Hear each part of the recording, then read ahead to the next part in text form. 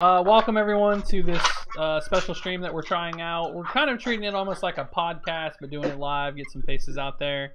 I've got Billy Hahn, who's not currently in frame. Billy, come back. And Steve Locke with me. Billy Hahn and Steve are both Midwest grinders. Why don't you give a little bit of introduction to yourself? It looks like Billy's kind of busy. Steve, do you want to start? What should I introduce about myself? Who you are, your name, age, where you're from, how long you've been playing Magic.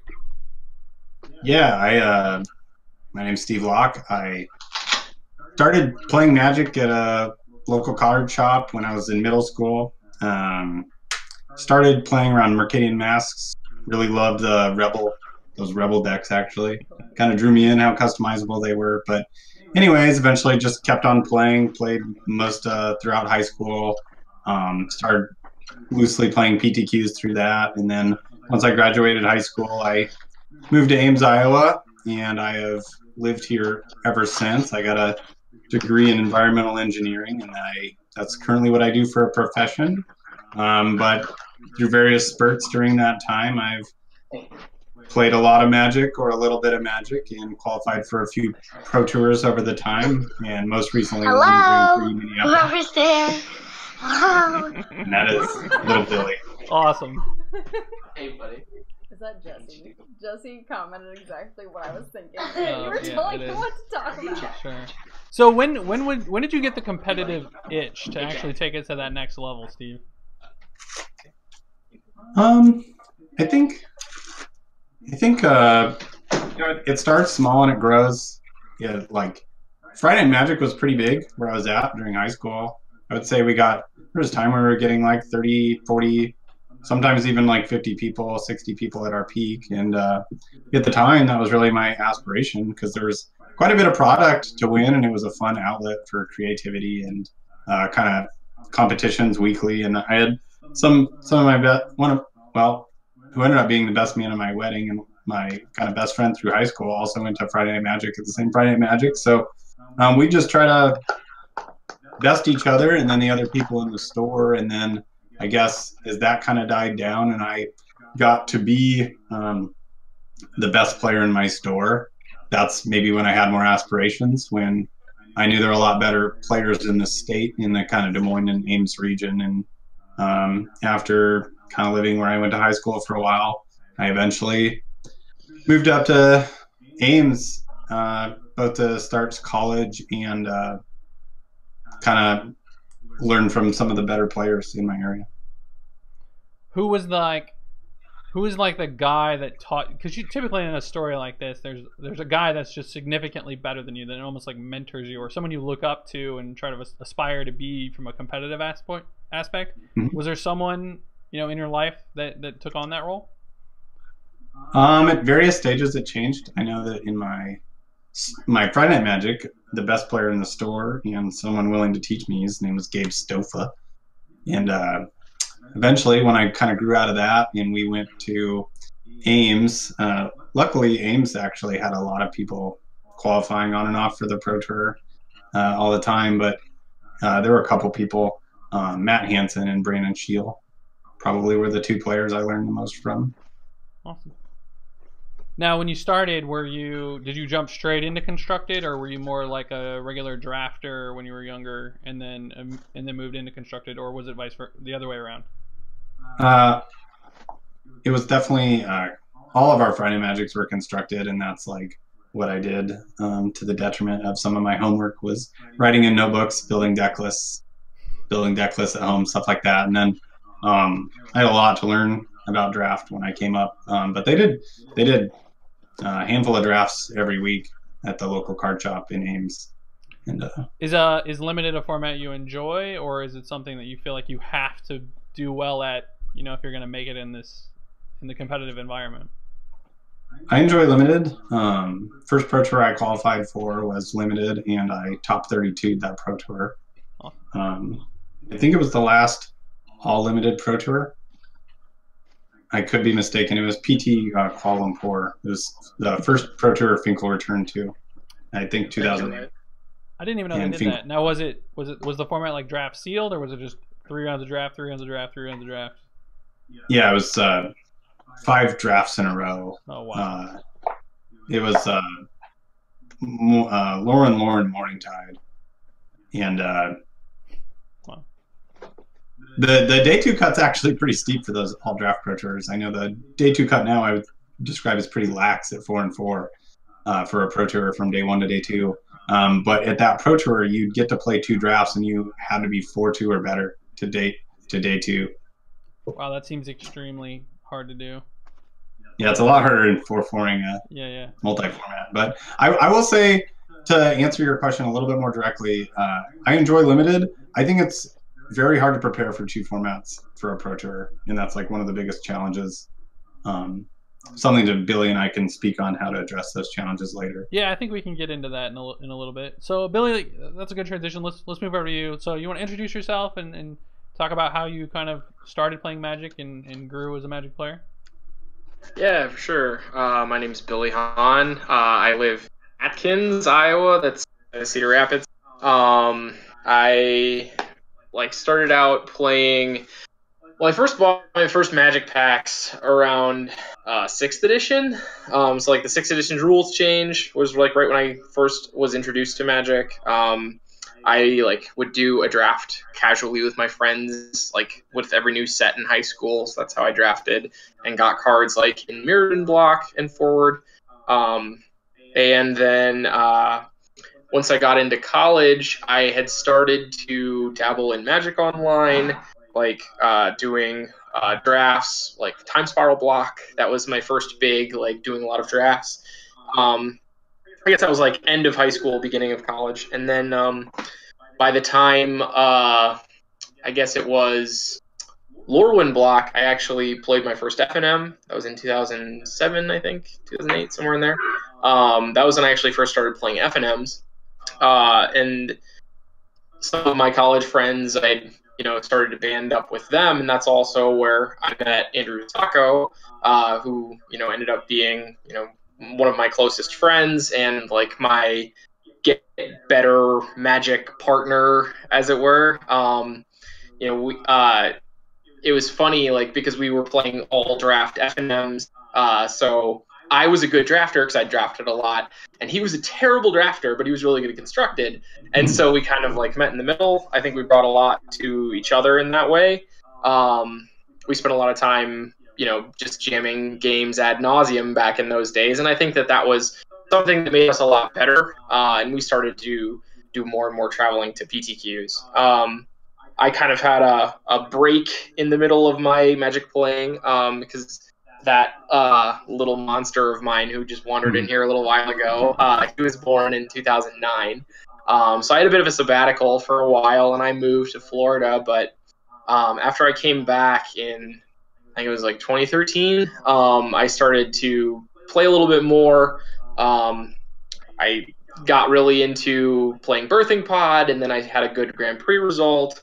And that just kind of rolled into, winning a couple of PPTQs, and ultimately playing Death Shadow took me to my first Pro Tour, which was Kaladesh last year. And since then, I've won 2 RPTQs, both in Standard and in Sealed. So I just finished up playing my 3rd one most recently. Yeah, it's interesting your story about Zacco, because I see him as almost like a limited player now. I know he loves Modern, and that's his format, but I enjoy watching him play limited for sure. He's always very precise. Yeah. I mean, he's made some major strides in that. It's funny. I've played with him so much. I see so much of him as a control player when he plays limited. So I just see all of his tendencies and predilections when he's playing limited. So I just view it as more of him just figuring it out how to make a constructed format. Yeah, that's hilarious. All right, so let's talk about the Pro Tour. Let's jump into the Pro Tour here. So I know that you two work together. Did you guys work directly with anyone else prepping for the Pro Tour? Was there anyone you I know we had a Facebook group where we had quite a bit of discussion, especially draft postings, but was there anyone else a little bit more hands-on with you guys, or was it just the 2 of you? I played a few games and chatted. My friend Brendan from Vermont, who I traveled with to Japan, and I was doing a lot of chatting and calling and Facebook messaging to some other friends. Like I talked to Zocco a lot. But I wasn't really playing any other games really with anyone else, possibly to our detriment. I wrote about it, but I think that we basically were a couple of hands short. Just we needed more people to play games with to complete our preparation. But that was pretty much it. Yeah, just me and Steve.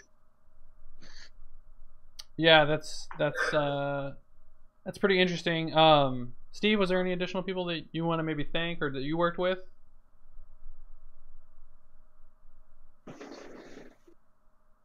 Yeah, it was mostly just Billy and I. I thought with the 5 weeks and enough time for us to do individual exploration, like I would come home from work and I would like play a league, and then Billy'd be available from like at about 8:30 or 9 o'clock, and then we'd play a particular matchup versus each other.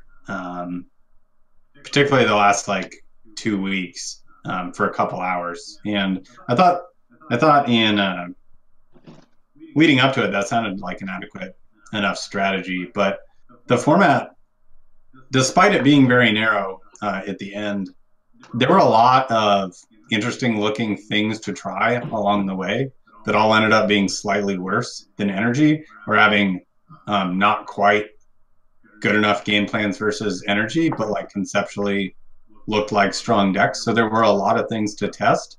So I would say, had there been a lot less things to test that seemed worth our time to do it, it would have been an adequate amount. But turns out, since there were so many, even just so many different ways to build Energy itself,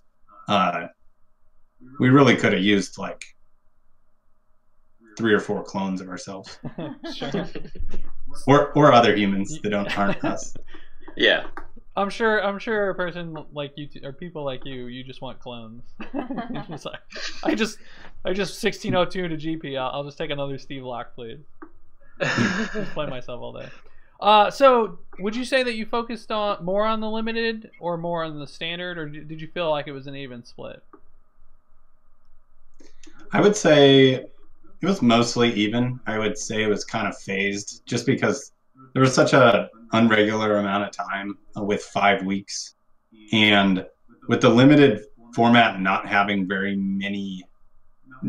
much depth or like layers, or it didn't really have a metagame that evolved that much. You could kind of use Worlds as your switching point.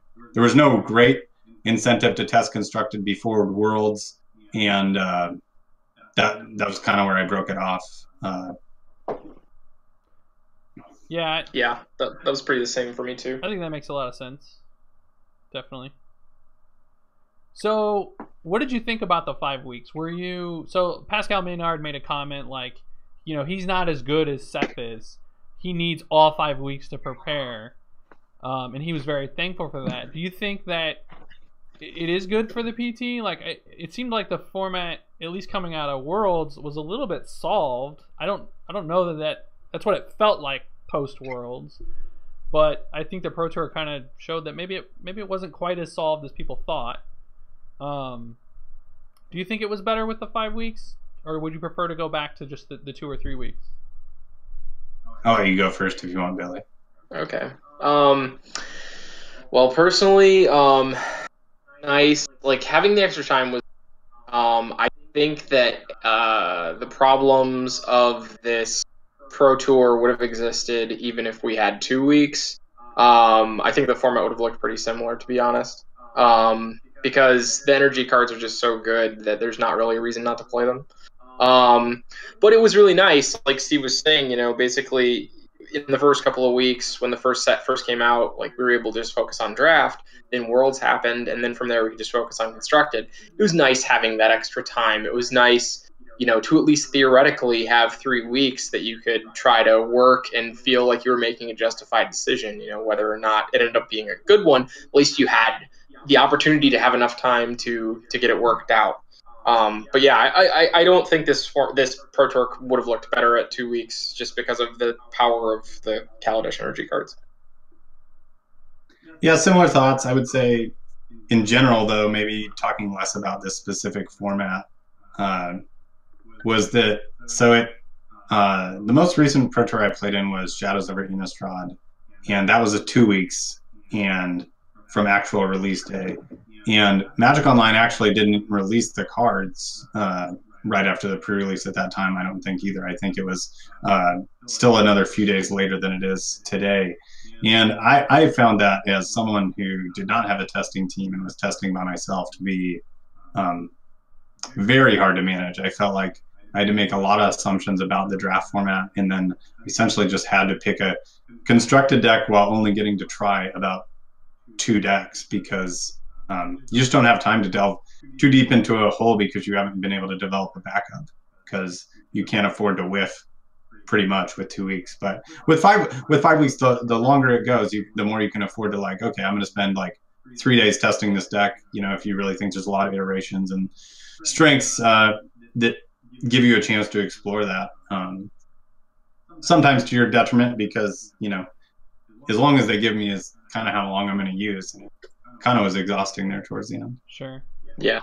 Since there weren't like 5 or 6 of us, there were just 2 of us, and we were probably putting in a little more contribution per testing competitor than this. Now, would you think that the 5 weeks helps the little guy, or like the person who isn't part of a big team, or would it hinder them? So if you have 2 weeks but you have a large team, you can kind of solve a bunch of things.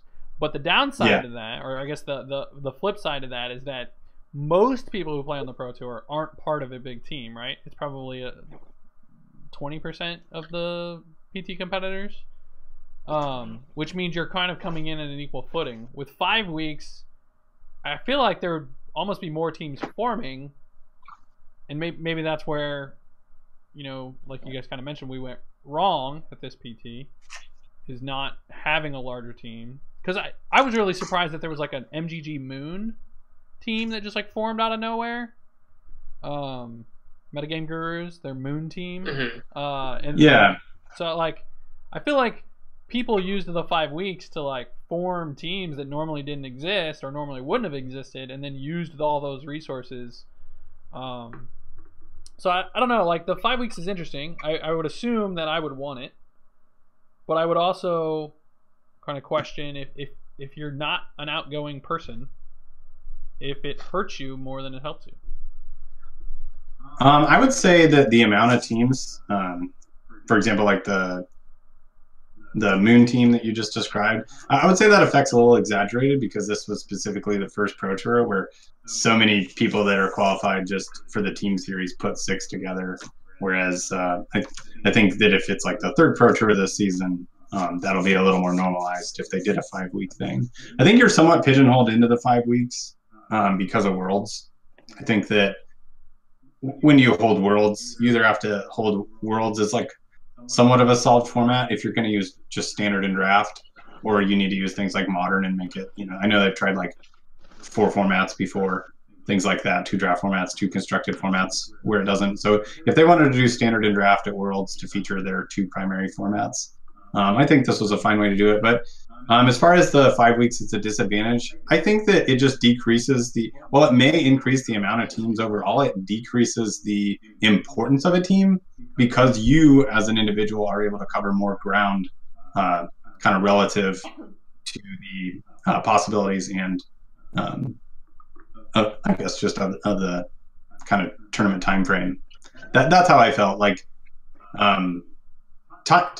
time becomes less important, where it's just like how many man hours and how many people can you put together in 2 weeks, and it just feels like, well, if you're by yourself, you are just at a huge disadvantage. But you could potentially have just tried to master a couple decks and still had time to like really learn draft and stuff like that. So sure. So let's talk a little bit more detail on the actual testing of decks. So like when you guys tested, I'm just gonna throw out Mono Red and Teamer. I'm sure you tested those 2 decks. So were you testing different iterations of it? Like, because Teamer has been around forever, so were you just like throwing random cards in there, like you know, we'll try some Harsh Mentors in the main, or we'll play a Veraska in the main? Like what kind of iteration plan, if any, did you have when you were testing these decks? Well, basically, I would change my list up from league to league, like at least 1 or 2 cards, depending on what I wanted to do. When I back the same deck, at least.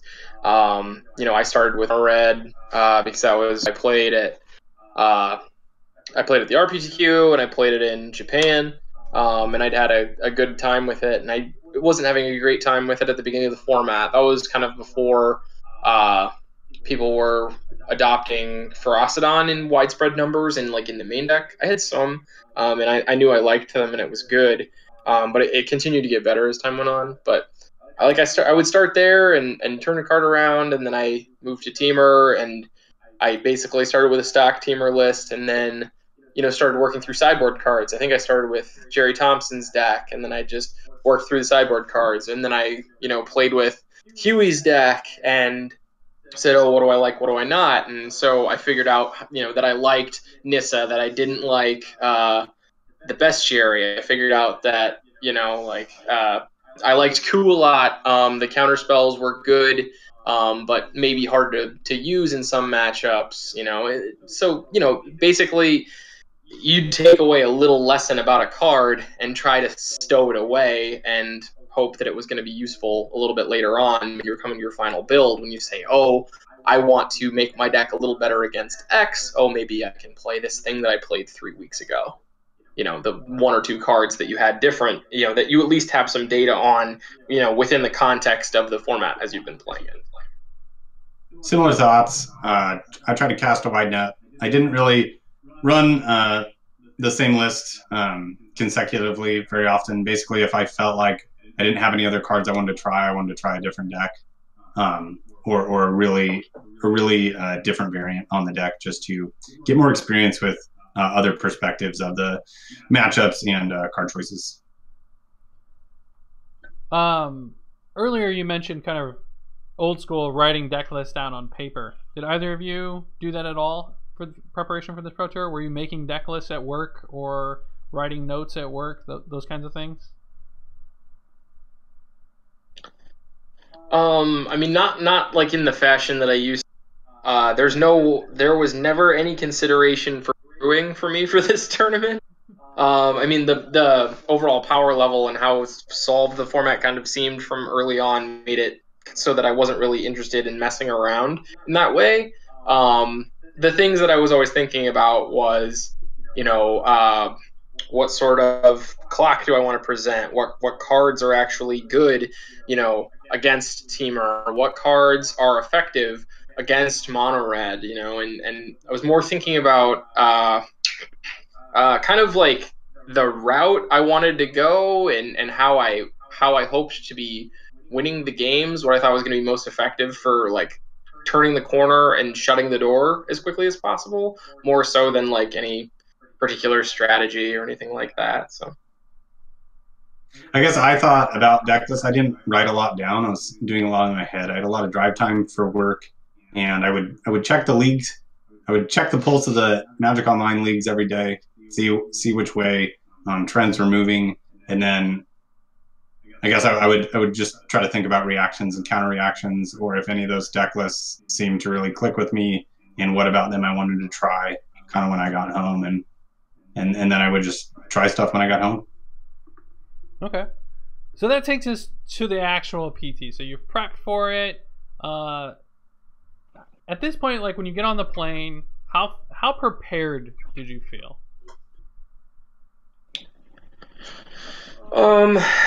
Well, I felt limited. I mean, coming into the Pro Tour, I'd won, I don't know, something like 14 or 15 trophies in competitive leagues, and I had a really good conversion rate.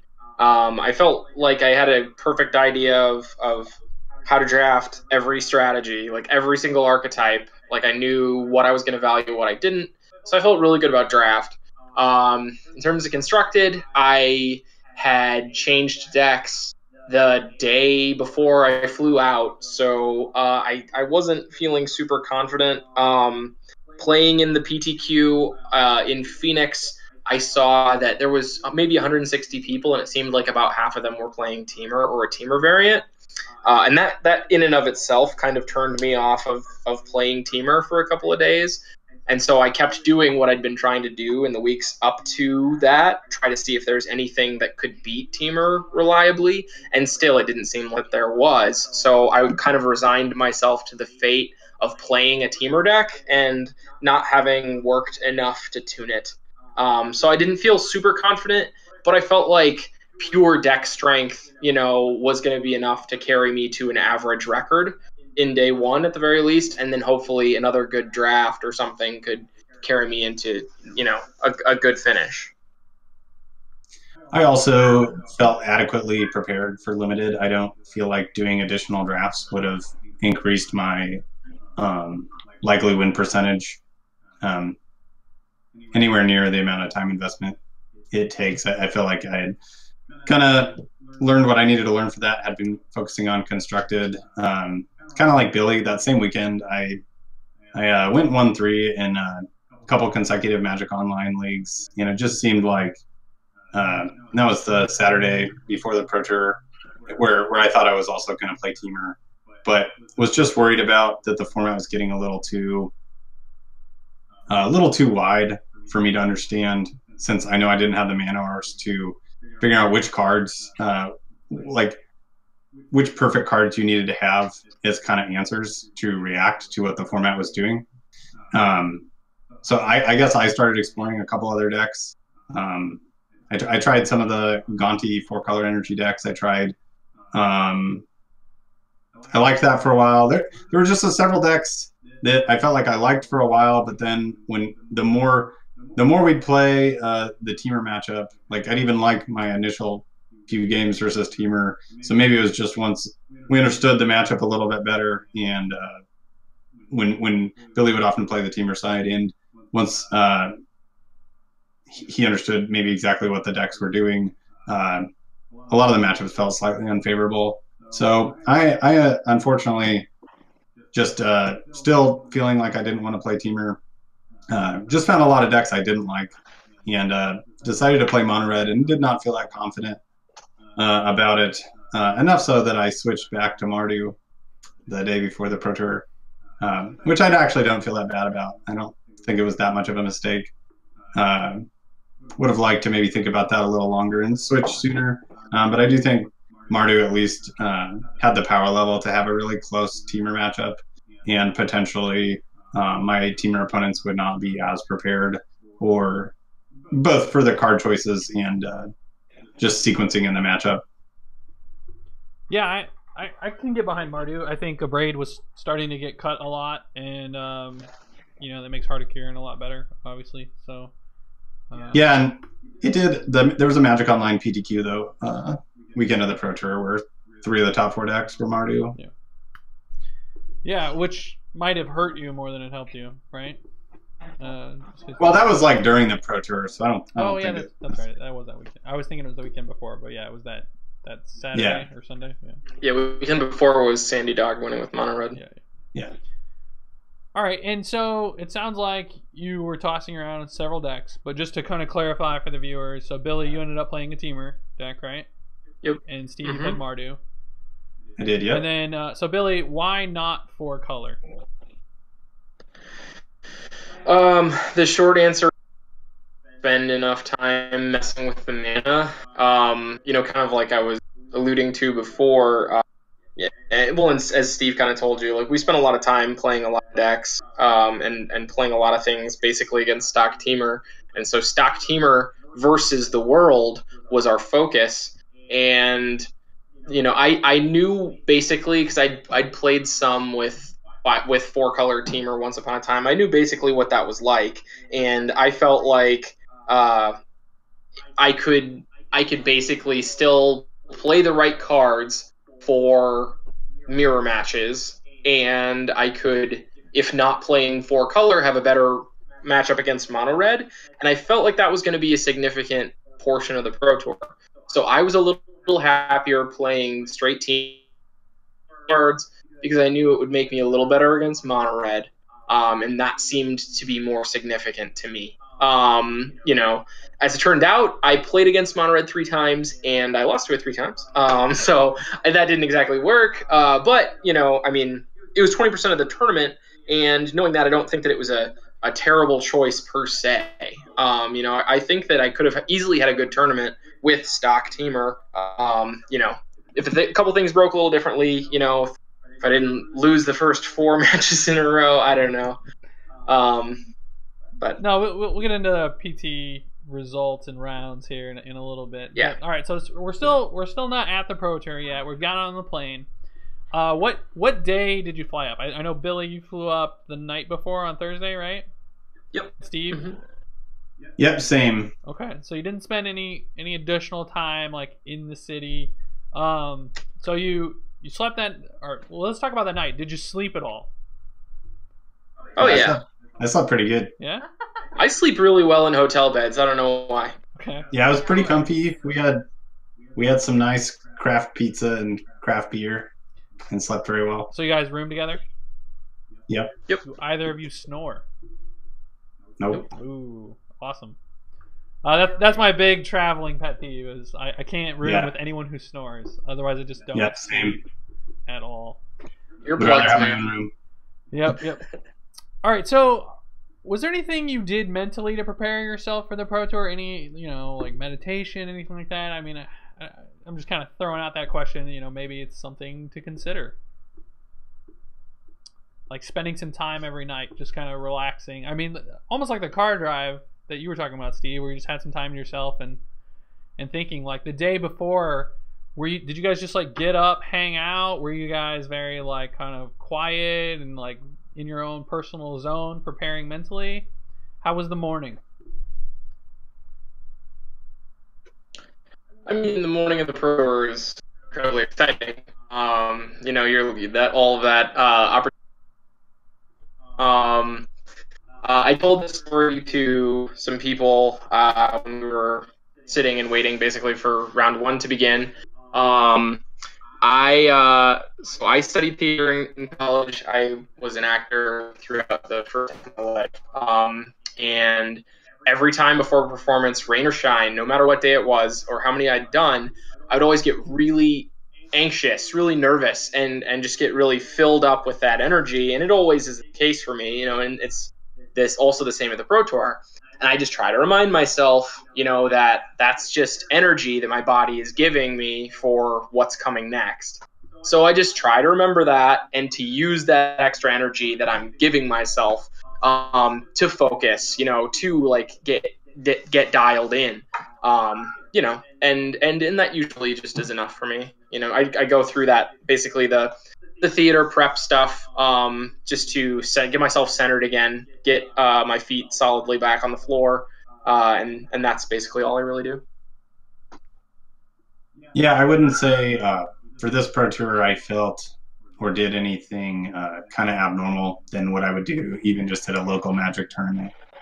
Some of that might be I didn't necessarily feel the same kind of performance pressure that maybe sometimes you do. I think maybe I felt a little more performance pressure when I went to Madrid last year, just because I hadn't been to the Pro Tour for a while, and it was a long flight, and I guess I just felt like maybe, you know, I wanted to kind of prove it to myself that I could still do it, but I guess I just came off a good event and felt like I was excited for the draft and kind of the opportunity, but I guess just didn't feel any pressure to have to perform. So as far as nerves, I guess I wish I would have been a little more nervous. I think that, like Billy said, I think that's good energy for the most part.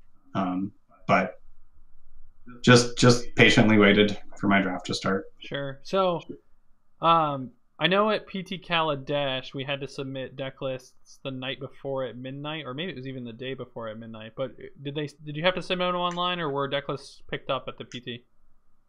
Online. Okay.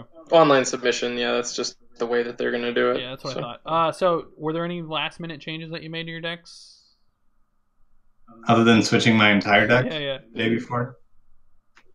So I switched my entire deck. To be fair, I had actually played Mardu a lot the previous week. That's why the only reason. I mean, I brought the Mardu cards with me, and I guess I just gut reaction. I actually felt that all the Teamer players I knew, and if I was playing Teamer, would want to play against Mono Red, and it just made me feel very not confident in my deck choice. So I decided to switch Hazoret decks. I had kind of worked with the mana base a lot, and that wasn't something that concerned me. I had not ever pushed the mana to play Fatal Push, and I did play Fatal Push in the Pro Tour, so that was probably the biggest change I made. Billy played some games with me to make sure the mana worked. I saw a list that didn't play too many more black cards. I think I had like 14 black sources in my deck, but kind of thinking of Fatal Push as a mana gain on turn 3 and getting to play a 2-drop with it and play less Disintegration. I actually only played 1 less Disintegration, ultimately 3 push, 3 Disintegration. But similar high value plays on turn 3, but push can let you double spell on turn 2 or double spell on turn 3. And that was probably the biggest change to my deck. Sure. Yeah, it makes a lot of sense. I know when I was playing the Sultai in a league yesterday, just being able to like 2-drop into 2-drop plus Blossoming Defense or 2-drop plus push was really big tempo. So that makes a lot of sense. All right, so we're at the PT. We're sitting down in our draft pod. Anyone notable in your pod? Nope. Steve, anyone? Yeah, not necessarily. I recognize a couple people, but not nobody, like no Pro Tour top 8 competitors. I think I had like a couple GP top 8s between us at the pod. Nothing. Sure, nothing crazy. Okay. Nothing crazy. A pretty good draw, I would say, ultimately. Yeah, all right. So Yes. you open your first pack. What's your pick? What'd you see? What'd you pick? Vanquisher's Banner. Slam dunk. I had the classic Pirate's Cutlass or OK removal spell, solid removal spell, and Vanquish the Weak. And I decided to go with the Cutlass. Yeah, I think that's probably right. Yeah, that's generally how I trend, and generally what I find other people to trend. And I guess I find that card can win a lot of games and break parity pretty easily. So whereas Vanquish doesn't swing games or break parity as much. So your draft's over. You've built your deck. Like, what did you end up? What was the archetype? What did your deck look like? Go ahead. I had a sweet Merfolk deck. I think I had 9. If I'd gotten a couple of more Merfolk, I would possibly play a couple of the copies of the enchantment that gave you little 1/1 hexproofs. I figured that with the banner, and with like 11 or 12 Merfolk, it wouldn't be bad to play them. But I ended up being a little short, so I made it look more normal. I was actually a couple playables short, so I ended up splashing the Rampaging Sawtooth or whatever it's called, the guy, the 5/5 dinosaur that does 1 damage to all your dinguses whenever he comes into play. I splashed that one, but otherwise I had 9 Merfolk, a bunch of 2-drops, just a normal looking curve, a couple of bounce spells, a couple of pounce. Unfortunately, I guess I knew my deck was bad. I think that there's certainly decisions I could have made differently, but so after that Cutlass, I took a Fire Cannon Blast, and ultimately Black ended up being open. For example, I think I got like an 8th pick Skullduggery, pack 1, and then in like pack 3 I got like a 4th or 5th pick for Vraska's Contempt. So Black was clearly open, but the player to my right was red-white, and a couple players to his right was also red-white. So Vampires wasn't really open because white was very thin. I think there was a Merfolk player in there in between those two as well. So blue wasn't really open. So so black was very open. I had the Fire Cannon Blast from pack 1. I was mostly black after pack 1. I opened a second Fire Blast Cannon in pack 2. And I think it's Fire Cannon Blast. Whichever one is the 1 red. Yeah. But and then I was past one of those to pick up my 3rd one in pack 2, pick 2. So my strongest removal spells were red. I had like 3 Skullduggery, 3 Fire Cannon Blast, and a Pirate's Cutlass and a Braska's Contempt. So I liked my spells, but unfortunately, the creatures that were open were kind of all these vampire cards that did not work very well with the couple like pirates I had to play. So I had a really subpar creature base and pretty solid spells. Like if I had a bunch of 2-drop pirates and 3-drop pirates, I think like those are the kind of spells you want, and I could have done well. But I just had a pretty clunky black-red deck that I was hoping to get one win with. Okay. Hopefully early, so then I could start hoping for a second win. Sure. All right, so you draft, put your deck, you sit down on your round 1 opponent. Like, how does round 1 go? Steve, do you want to start? Yeah, round 1 was actually a pretty good round. My opponent had very strong, like his best cards were very strong. He had a like Charging Monster Store, 2 Sky Terrors, a nice red-white deck, but he was struggling for playables. He was playing the like 3-mana gain 4 draw card, stuff like that. Something you kind of only play when you don't want to play the 19th land. Most cards you would play over that. So I actually was able to position myself in both game 1 and 2 to having him dead to my board without him having an answer in hand. But unfortunately, both games, he drew one of his few cards to steal both those games. So I was thinking, well, maybe my deck is competitive enough to play these close games, and maybe I can still steal a win is kind of how I'm feeling after round 1.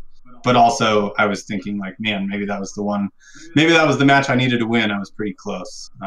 Was not able to pull it through though. Yeah. How about you, Billy? I played against the other Merfolk drafter. That's why our decks were.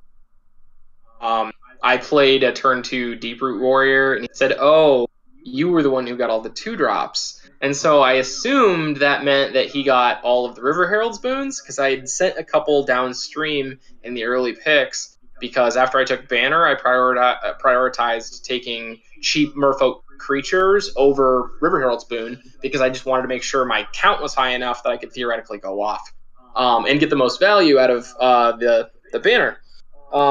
Anyway, our match was really close. His deck was very good. He had 3 copies of River Herald's boon. He showed them all to me in the first game, which I lost. In game 2, I went off with Vanquisher's Banner, and in game 3, it was really close. It was really narrow. I pulled it out basically because he made a slight over attack on the last turn, and left himself in a spot where he was exactly dead when I made a chump block and flashed in the Snapping Sailback, and I had exactly 7 power to close the game. So it seemed like a match that I should not have won, and I like made a couple of little mistakes here and there, so I was a little lucky coming away with that victory. But I was happy to beat the other deck that I figured that would be very good at the table. So that was a good start. Yeah. I would imagine. So right now Billy's 1-0, Steve's 0-1, and then we go into round 2. We're 500 as a team. Yeah. There you go. So we go into round 2. Billy, how did your match go? I played against a opponent who chose to draw game 1 and game 2 after I curved out and stomped him. He was playing a 3-color, like definitely train wrecked dinosaurs deck. It was the Naya Shard. He had Sunbird's Invocation in his deck. Like, he went deep. And, I went way over the top of him. It was pure beatdowns in game 1, and then in game 2, I went off with Vanquisher's Banner. I actually got to assemble Banner plus Storm Sculptor, just bouncing itself a few times, so I could draw a few cards. And then on the next turn, I just played like 6 guys or something like that, and he just conceded. So that's pretty sweet. Yeah. Steve? Yeah, unfortunately, so I had my kind of mediocre red-black deck, at least mediocre subpar creatures, and like a pretty decent removal suite if my opponent somehow also had weak creatures. Those are the types of matchups I'm looking for. like maybe some dinosaur decks where I can just pick off their big dinosaurs and kind of beat their smaller creatures with Skullduggery in combat. But unfortunately, my opponent was playing Merfolk, and he was also he put a One with the Wind. He looked like he kind of had a slow Merfolk deck. He put a One with the Wind on a Tishana's Wayfinder, and I was feeling pretty good because I had like Flying Vampire, so I attacked him, and then I tried to blast him, and he Spell Pierced it. And it turned out, so he was a blue-green Merfolk deck with Spell Pierce, Dive Down, and Siren Storm Chaser. So he had a lot of counter spells for the good part of my deck was kind of nullified by his counter spells. So, and I was definitely unable to beat his Merfolk synergies with my subpar creatures. So, lost 0-2. Yeah, wow. That's pretty insane. That had to. How did that feel after round 2? I mean, I can't imagine you're feeling great, but like, that seems the suite of spells that you just described is completely countering you. I would have felt very unlucky at that point. I feel like a little bit did it to myself, because I guess I'm very realistic about what my deck is, and what my expectations are, like one game at a time, one round at a time. But yeah, that certainly felt like a terrible matchup. Still just feeling like, well, all right, well, hopefully I can win this round 3, so I can get into constructed with a little bit of wiggle room, as opposed to having to completely crush it. All right, so round 3, Billy, you're 2-0, and you're going in, and you're one of the two of you are going to be 3-0 in your draft pod, and you've come in with a lot of limited preparation. How are you feeling going into round 3, and how did it go? Well, I thought my deck was great, so I felt really good. My opponent actually was a guy that I played of the last Pro Tour, so that was funny. We had a little chat about that. Yeah, he said that I was his first opponent that played a 2 against him. Which was just funny. A lot of the decks that he played against were also train wrecks. So that was funny. Anyway, we played 2 good games. In his third game, he mulliganed and didn't see his red mana. He had a really good red-white aggressive deck. He had a couple of Sky Terrors and just a bunch of 2-drops and enough pump spells to keep it interesting. But I had a really nice curve out after we both mulliganed in the third game, so it was a pretty easy one when it was all said and done. So I felt really great, of course. Met one of my goals for the tournament, which was to 3-0 a draft. So that was great. Yeah, awesome, man. Steve, did you end up picking up that win? So I'm in the 0-2 bracket, thinking I at least get to play against another subpar deck, and I've described my deck well again, already. So unfortunately, I got another kind of bad matchup. So he had kind of a dirtily blue-red control deck, but as a deck with kind of weak creatures, it's hard for me to win the game early. And by, I guess, somewhat dirtily, what I meant was, so he was playing like Shorekeeper and 2 Pirates prizes. So like my removal spells are also very bad because trading 1 for 1, he can just get out of it because I'm not able to close the game very quickly. So I could kill a creature, but then his Pirates prize kind of nullifies, just drawing all these extra cards just kind of was able to nullify the strength of my deck again, which was my ability to pick off some of their better creatures because he was able to just refill, and that card advantage was able to beat my kind of subpar creatures. Also felt like quite a bad matchup, so I did not win a match in my draft. So it's interesting to me that one of you went 3-0 and the other went 0-3, because Michelle and I typically have similar kind of results in life. Like when something goes really well for one of us, something ultimately goes really bad for the other. Yeah. So after limited, I believe it's lunch break time. Is that yeah still 30? Oh yeah. So did you guys go to lunch together? Did you get food individually? God, it was so like, if you can call it lunch. Yeah, your options are, so you get a half hour for lunch, right? And I lose, and Billy had already won, so we have like, we're one of the lucky ones that has like 18 minutes left in the round. So your options are with 18 plus 30 minutes. So there's this like very generic concession stands You know, it's just like your stadium nachos, a pretzel, maybe a hot dog. So it's like we're trying to do a little bit better in that. So Billy's like, oh, okay, there's a Subway, you know, like a block away. So we leave and we go to this Subway, and there's probably a line of like 50 people. So, and they're all Magic players pretty much. So it's just like, man, even if they get through these people at like a minute a person, we are just not going to get a sandwich, and we're not going to get to eat. So we're jumping around restaurant to restaurant and realizing we just don't have time to use any of these restaurants. It's just not an adequate amount of time when you send, you know, 400 people out, you know, and tell them to go to a 1 block radius. You know, it's just like win or lose quicker, I guess. So anyways, Billy's friend, Brendan, was also around, and he's like, hey, you know, there's a 7-Eleven just another block from here. I got breakfast there. And I'm thinking, I guess I'm, you know, from Iowa. We have pretty nice gas stations relative to Albuquerque anyways. And they have like some good grocery components to them. So I'm thinking, oh, sweet. Like there's definitely going to be some goods I can get there. And 7-Eleven, I guess, to put it most politely, was a swing and a miss, and it was certainly, somehow we went out into the world and did much worse than the concession stand option that we could have just stayed at the tournament and opted into.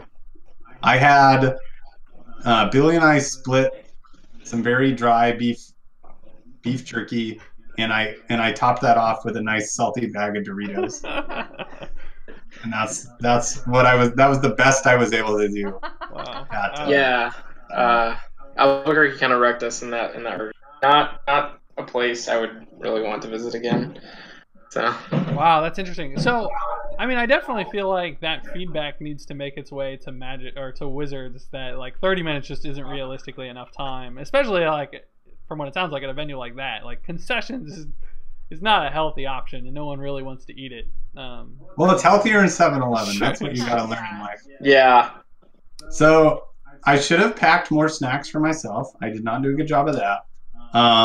Also, the big holdup was, so to get into the tournament hall, you had to go through a security bag check where they searched your bag. Oh, wow. And during lunch, there was one security guard. Oh, wow. So single file, one by one, search each component of your bag you may enter. Which, also, you know, everyone's got their Magic bags with all their cards and everything in it. Yeah. So that's insane. That's pretty...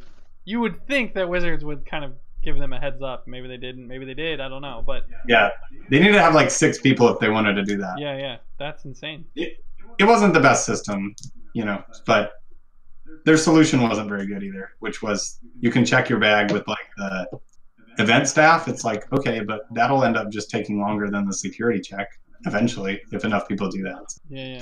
But anyways, not an adequate amount of time. We took some shots, and the lunch experience was about on par with my booster draft experience. It's not a good day for you so far at all. Yeah. Oh, that's miserable. Yeah, I remember Hawaii kind of feeling the same way on the time.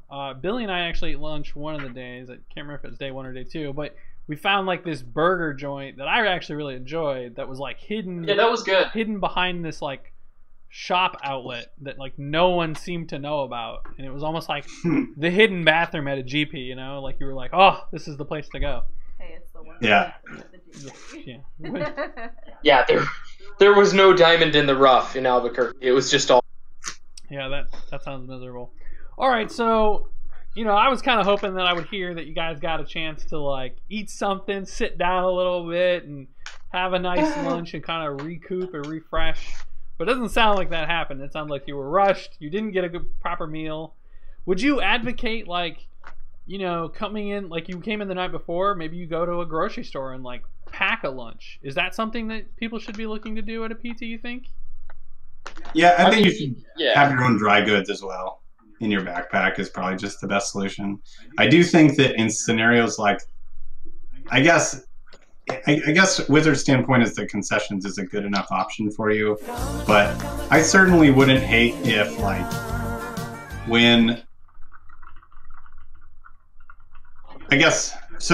far enough in advance, far in advance they want, even if it's just like when I want to attend the Pro Tour and they're just saying like a month before, you know, like, are you going to attend the Pro Tour, or maybe even just like at the event registration, or, you know, when I do my flight or whatever. It's just like, I feel like they should let me opt into some catering for $10 and just cater like some cold cut sandwiches. So they're like there and available. And I guess I feel like if I gave them payment in advance and enough notice, that feels like something they should do and would not actually cost them money. Oh man, that's such a great idea too, because for those who have never been to a Pro Tour, the day before you check in. And what they could easily do, because they do things like hand out RPTQ promos to like people who qualified via online and wanted a paper version. So like they know who you are. They could easily just have like a icon or a checkbox next to your name that says this person, you know, gets a wristband or a ticket that they can turn in the next 2 days and get catering done. Like that seems actually like a really good idea, and would be, you know, something that would be nice to do for the players. And like you said, not cost them a ton. Yeah, I mean, like they could easily charge me just like $10 for Saturday, $10 for Sunday, and make me opt in like to both, or whatever. It's so worth it. $15, whatever amount it is, that they don't lose money on it, so they don't even have to consider it a cost. Yeah, and I would imagine most players opt into that. Honestly, like I would totally pay $15 to have a stressless lunch, where I get to just eat a nice little sandwich. Oh, absolutely. I would snap it off. Yeah, for sure. Yeah. That's a good idea. All right, so we come back from lunch. We're moved into constructed. Billy, you're 3-0. Steve, you said you're 0-3. So Billy's on teamer. Billy, you sit down. How'd your round 4 go? My opponent was Owen Turton. We chatted about his stream. He was playing the mirror. He played very well. I played okay. I was a card down on the draw. I was a card down on the draw in game 1. Didn't quite come together.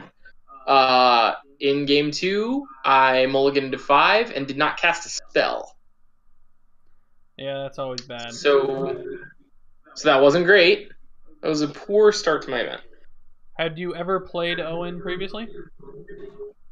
I had not played against Owen previously. Was there anything about playing Owen that like you picked up on or thought about, you know, him as a player that you noticed? Like, were there any learnings, I guess, that you had in playing him?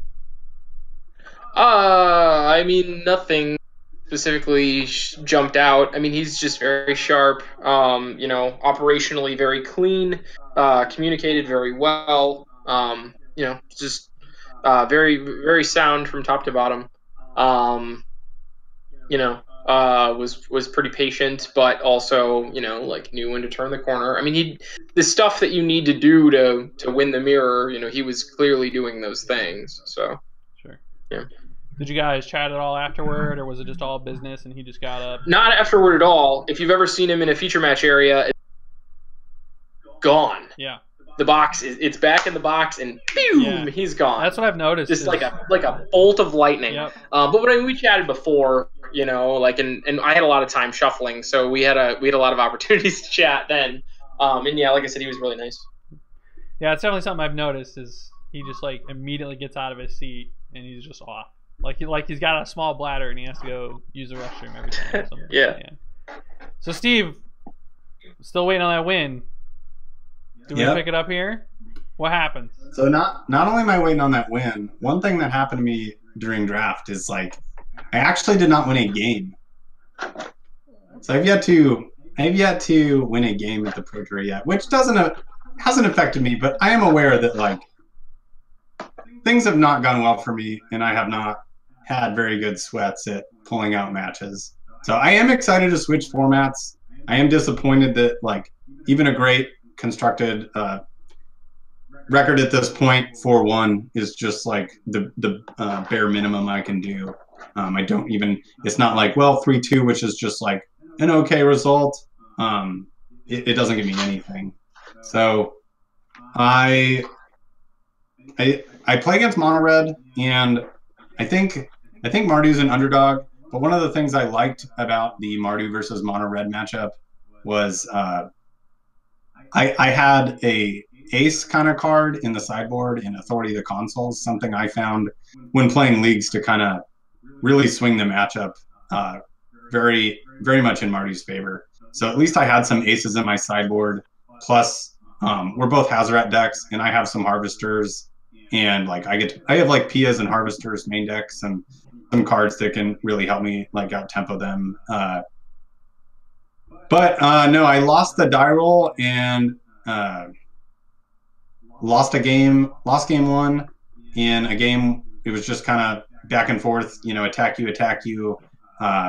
Pretty close. Probably would have won it if I would have been able to be on the play, but lost that game. And then in the second game, my hand was pretty good, but he had pretty much every piece that you would want. Like I had Aether Sphere Harvester, he had a Braid for it, but then he had a Harvester, and then he had a Hazoret, and I didn't have a Hazoret. So I was just kind of dead on all angles there in game 2. So no, I did not pick up a match win in round 4. So at this point, you basically have to 4-0 the rest of the day to even make day 2. Yep. And we can move into round 5 now. What did you play against in round 5? So in round 5, I will say once I was 0-4, like Magic is just one match at a time. I don't know. You really cannot affect anything outside your game. I mean, whatever my odds shifting from round to round doesn't really affect how hard my next round's going to be, or my next game's going to be, or my next decision's going to be. So I ultimately am not that swayed by it. I am feeling a little like not mentally out of it, but like spiritually not like amped up or excited by any of it. But I guess mentally not really affecting my play. I will say before the round, I was messaging a couple of my friends on Facebook in a little group chat, and they kind of helped my spirits up, you know, a little bit, you know, kind of within some encouragement. So I felt like, okay, it could still matter if I win some matches, even though I have to win 4 in a row. Plus, you know, I don't know, multiple Pro Tours a year, they always feature some pro that started like 0-4 or, you know, 1-4 or something, and then ends up like top 16. So I know it's a long journey, but something I can definitely do. So I get paired against Teamer, and yeah, I kind of just destroy him, and I win both games. So that felt very nice to finally win some games and actually get on the board there a little bit. Yeah, and you mentioned like coming into the tournament that, you know, you felt like Mardu could keep up with Teamer, so that had to feel like, you know, definitely positive, not only because you've won some games, but kind of reaffirmed your assessment on your deck choice, I would assume. Yeah, I definitely really liked the power level available to me. I mean, Heart of Kieran helps you win non-Hazoret games, and Hazoret helps you win Hazoret games. And then you also just have, you know, Toolcraft Exemplar hits so much harder than Soulscar Mage, and that's the kind of stuff I was interested in, just getting to hit for high output of damage, and that's kind of how it went. You know, I mean, it was very back and forth. Standard has very, very few like games over on, you know, turn 4 or 5 games, but it was just kind of able to control the board position and win both games, and I'm on the board. Yeah, awesome. Billy, round 5. Round 5, I played against Alexander Hahn, playing 4-color energy, although he never cast a black spell against me. In game 1, I mulliganed. Game 2, he mulliganed and flooded. In game 3, I mulliganed to 5 and got run over. Not a whole lot to say about that particular matchup. Yeah, that's tough. So, so just to recap for everyone, we started at 3-0 in the draft. Now we're 0-2 in the constructed. Yep. And we're going into round 6. What happens? Going to round 6, I played against. I don't know. I don't know if he was Brazilian, but I think he was Brazilian. But I don't know. I didn't recognize him, but he was wearing. He was one of the Haruruya Hopes group. Anyway, he was very nice. He was playing mono red. We had a good match. It was pretty close. Basically, I I turned 4 Hazaret game 1, and I lost. Game 2, I had a basically perfect draw and kind of ran him over. In game 3, I think, if I recall, I know that in game 2, he, in a given spot where it really didn't matter, he was attacking with a Bomat Courier, and I blocked with a Thopter, and he brute strengthed it. And I was amazed, and I was like, whoa, that's technology there. And I just kind of took note of it and assumed that it'd be there, and that was like a push Hazaret through kind of thing. In game 3, I had mulliganed, but I had a pretty good hand. It just couldn't quite turn the corner. I basically was... He had a Hazaret that was out slow. I think it was like turn 6 or so after he'd cracked a Bomat. I think I'd had an opportunity to kill a Bomat, and I declined, and I really regretted it in this game. For something similar to like the brute strength. He didn't brute strength it, but there was just a spot where he was able to get through with it and get a bunch of cards. So he had a late Hazaret that he basically couldn't attack with for a little while because I'd kind of, mucked up the ground enough because I had Hydras or something that were holding it off. And eventually he was able to like start attacking after throwing a bunch of lands at me. And he did brute strength it. Basically where I had to just chump and hope that he didn't have brute strength.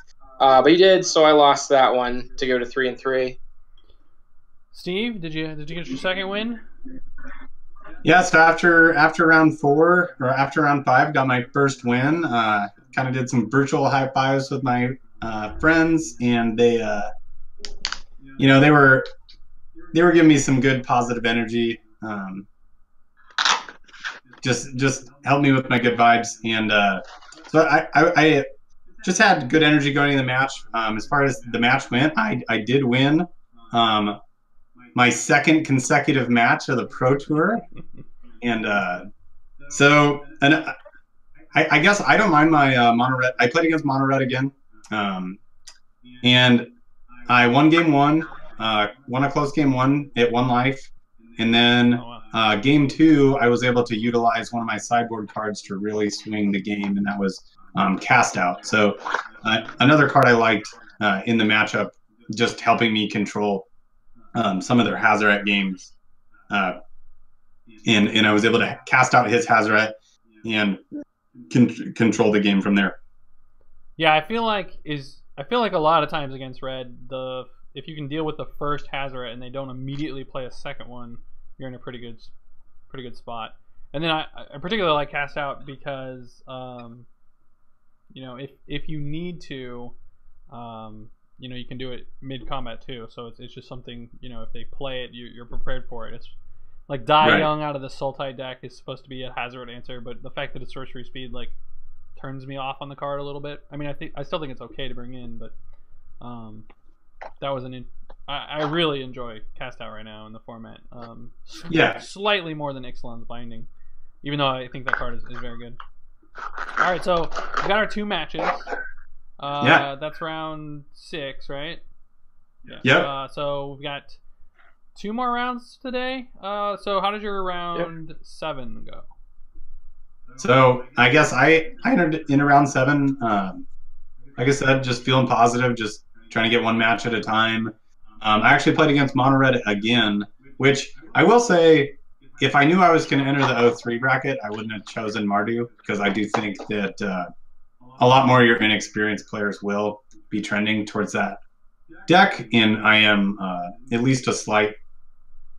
at least slightly favored in that matchup versus Mardu. I do have some strong sideboard cards, but just my cards don't play defense as well, so I kind of need to be on offense in that matchup, and they're just a little faster and a little leaner in the matchup. So anyways, this is my 3rd Mono-Red opponent. Split the first 2 matches, and I actually split the first 2 games, I believe, versus this opponent, and I was on to play for my final game of the match, and mulligan into 4 lands and 2 Toolcraft Exemplars.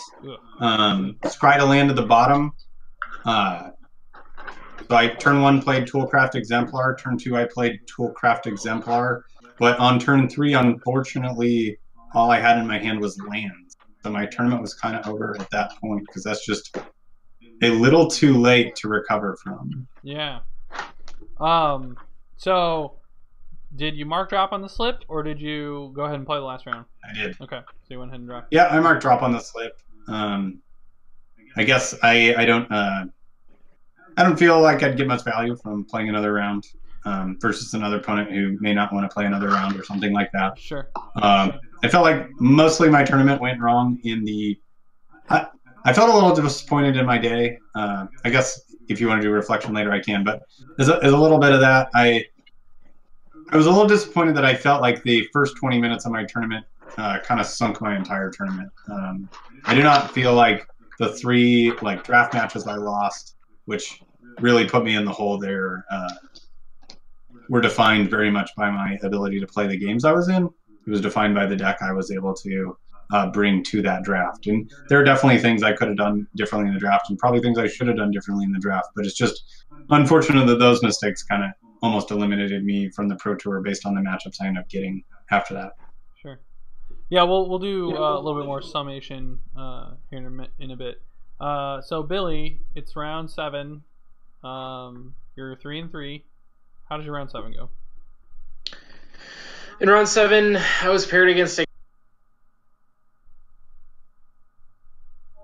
Hey, Billy. Sorry, you cut out a little bit there. You just want to start over on the round? Oh yeah, sure. My round 7 opponent, I think I may or may not have played him before. I wasn't sure. When he sat down, he seemed pretty clearly to me like he was playing mono red, just from the way he carried himself. So my opening hand that I kept in game 1 was a hand that I wouldn't have normally kept, but I kept assuming my opponent was playing mono red because it was I think it was 3 removal spells and 4 lands, something like that. And he was mono red, and so it was basically perfect. I think I even drew something like Hydra, which is the best card that you can possibly have against a mono red draw, unless they draw Hazoret, and he did. So he put a Hazoret into play, put me underneath it.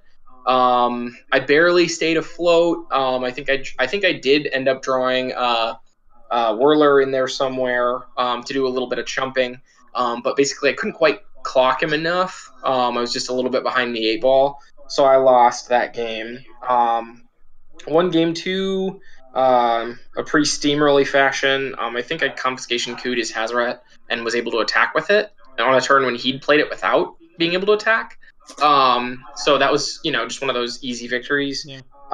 In the 3rd game, I mulliganed and kept a slow hand. I think it was a tune into Rogue Refiner. I bottomed a land, drew a land, attuned, didn't draw anything that I could cast before Rogue Refiner. He played Hazoret on turn 4, and I lost in short order. Yeah, it seems like in that matchup, from my testing anyway, that Hazoret is definitely the key card to beating you. If without it, I feel like you can easily stabilize the board, especially with a single Whirler Virtuoso. But if they play a Hazoret on turn 4 or 5, and you're not prepared to answer it with a coup, or just way ahead and their life total's low enough, or just a crap ton of energy and a Bristling Hydra to block it all day, yeah, it can get out of hand real quick. All right. Oh yeah, absolutely. So round 8, you basically have a win in it, or winning into day 2.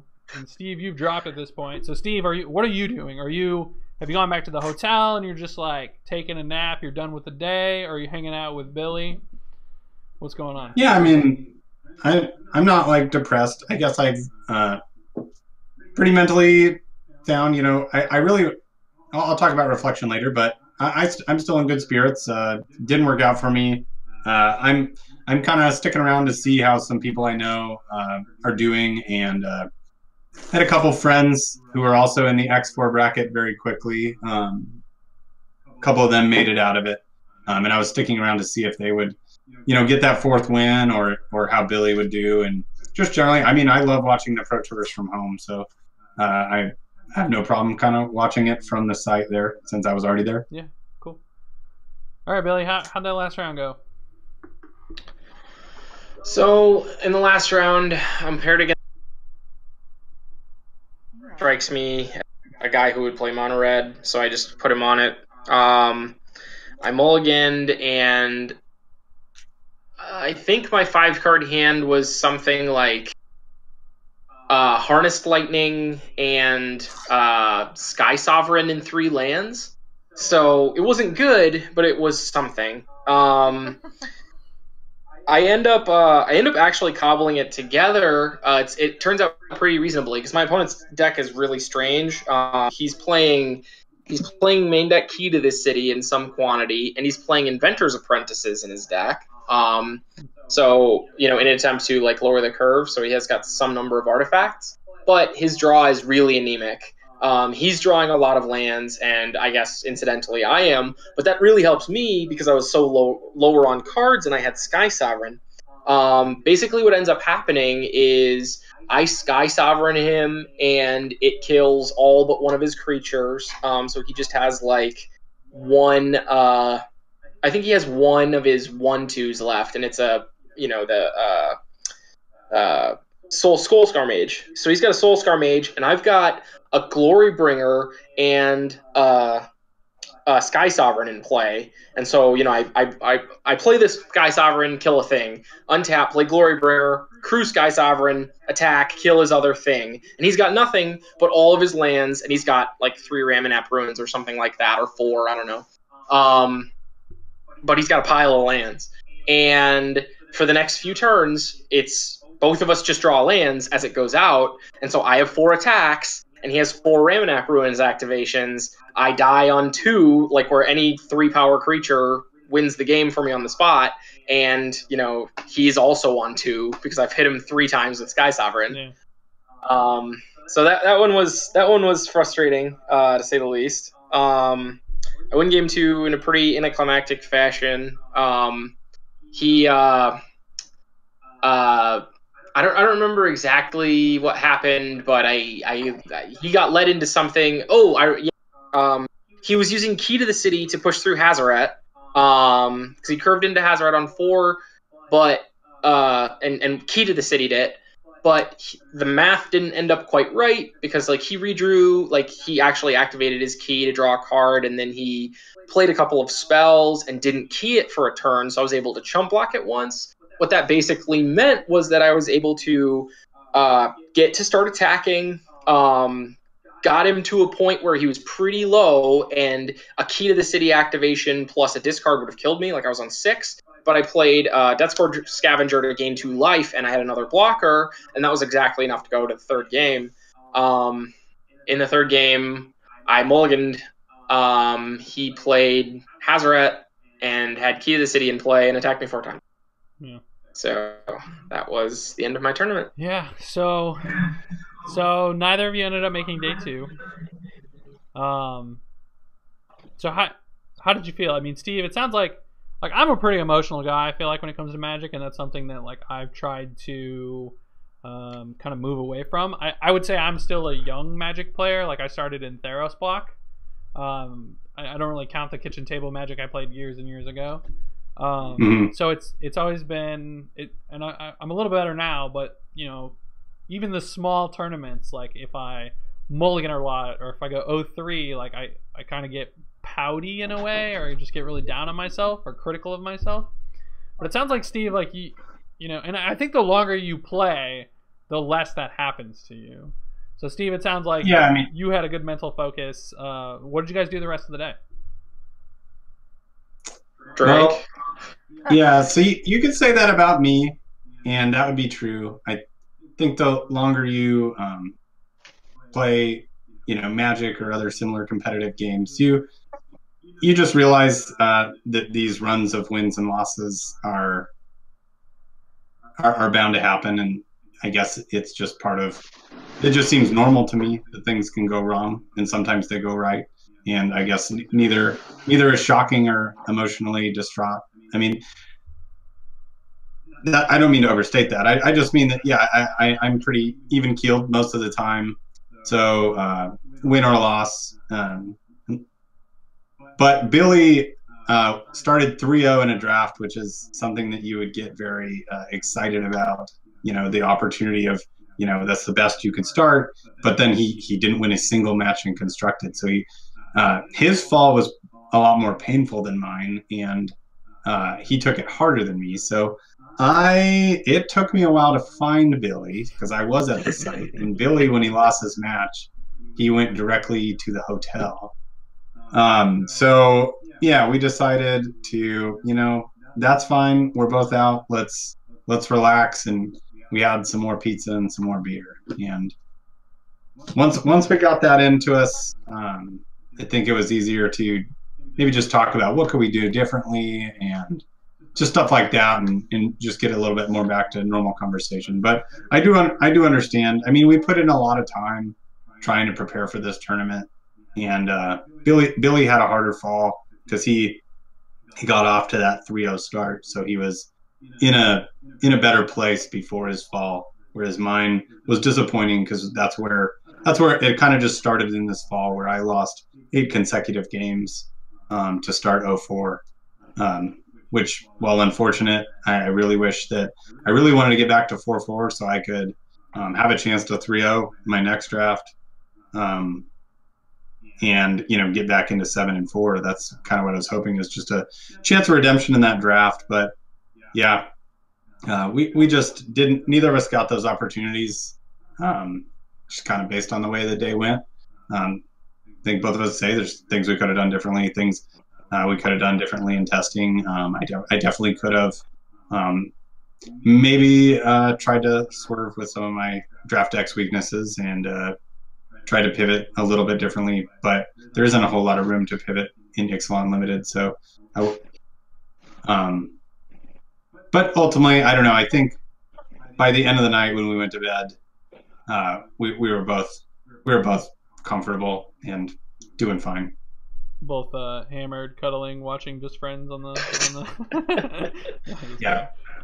So what'd you guys do on day 2? What was the since you obviously didn't play Magic? Did you end up going to the hall and watching some Magic? Did you just hang out and drink some more at the bar? What did day 2 go like? We watched football on day 2. That's right. Absolute perfect thing to do. Yeah, I mean, Steve went and visited with some of his friends in the first half of the morning, and then we met up at a Buffalo Wild Wings because we wanted to watch 2 specific Iowa games, and it was really convenient in that way. Yeah. Yeah, we just hung out and ate and watched football all day, and it was perfect. It's nice evening out and just fun, just something good to do. Iowa had a fantastic football games that raised my spirits like crazy. Not that I was like in a bad way or anything, but it was just, nice to be able to appreciate, such a sweet, kind of like borderline historic win for Iowa. So that was cool. I would say by the next morning we were both excited to play Magic again. Was about how long the hangover was. We were both of us were qualified for the upcoming RPTQ, and so we started talking about Modern, and I think that excited both of us a little bit about Magic, and just getting to switch formats immediately from the Pro Tour, for me anyways, and Billy at the time. It was just kind of refreshing and kind of look at the changes since the last time we had played Modern, and that kind of excited us. And we played some Magic Online League in the hotel room as well. Oh, cool. Yeah, I want to talk about Modern here in a little while. Not just for the upcoming RPTQ, but also the Pro Tour format that's coming up. But let's wrap up the Pro Tour a little bit. So I know, and some of you viewers and even Billy, I've told this story before, but I remember after my Pro Tour, I day 2'd, which was kind of my goal going into it because I knew it would be rough.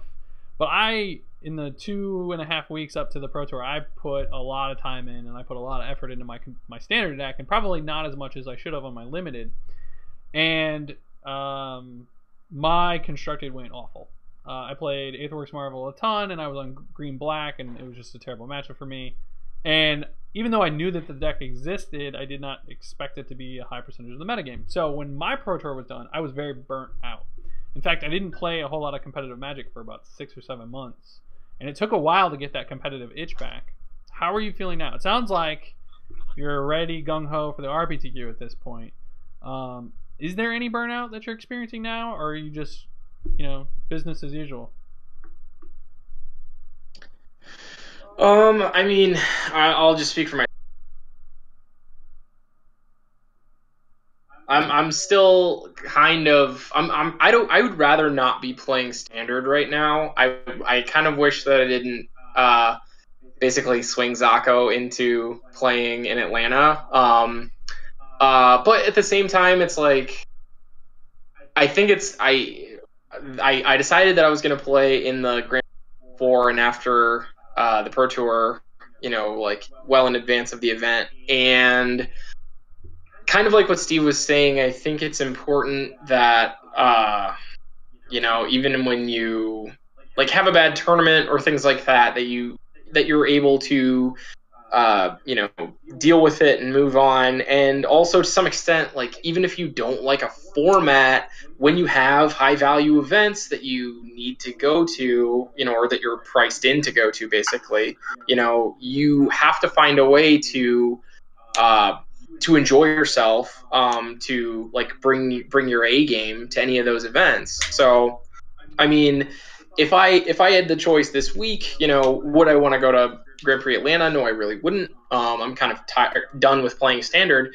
But at the same time, like I'm viewing this as an opportunity to like work on, like preparing for an event that matters, even when I don't start with my heart in it, because I mean really once you start getting into the games and start getting into the swing of things, like you get invested in anything that you do. At least I do, like, so if I'm playing Magic, I'm gonna try to win every game that I play, so that's just enough. So to that end, I'd say yeah, I feel a little bit of it, but at the same time, I'm very excited in playing the upcoming RPTQ, because there's nothing I want more than to, play in another Pro Tour. And I'm going to do everything in my power to do that. So, like come, Monday of next week, I am going to be on fire about, about Magic and about with where I'm at and preparing for the RPTQ and all of the things that go along with that and with that experience. So I mean, in the long run, no, I'm not that burned out. So, but it sounds like you're off standard. Yeah. I mean, this standard format kind of sucks. Yeah. I'm not gonna play standard after this week. I can tell you that much for sure. Yeah. And have you made a deck selection or choice, or do you have a front runner for this weekend? Yeah, I'm just gonna play Sultai. I'm just gonna call it a day and play Seth Stack. Yeah, seems okay. Yeah, it's powerful, and like it's similar to decks that I've played before. I need to not play Teamer. I now have a lot of negative experience built up with that deck, and I need to purge it. Yeah, sure. Yeah. So what about you, Steve? Any big events coming up? How are you feeling post PT?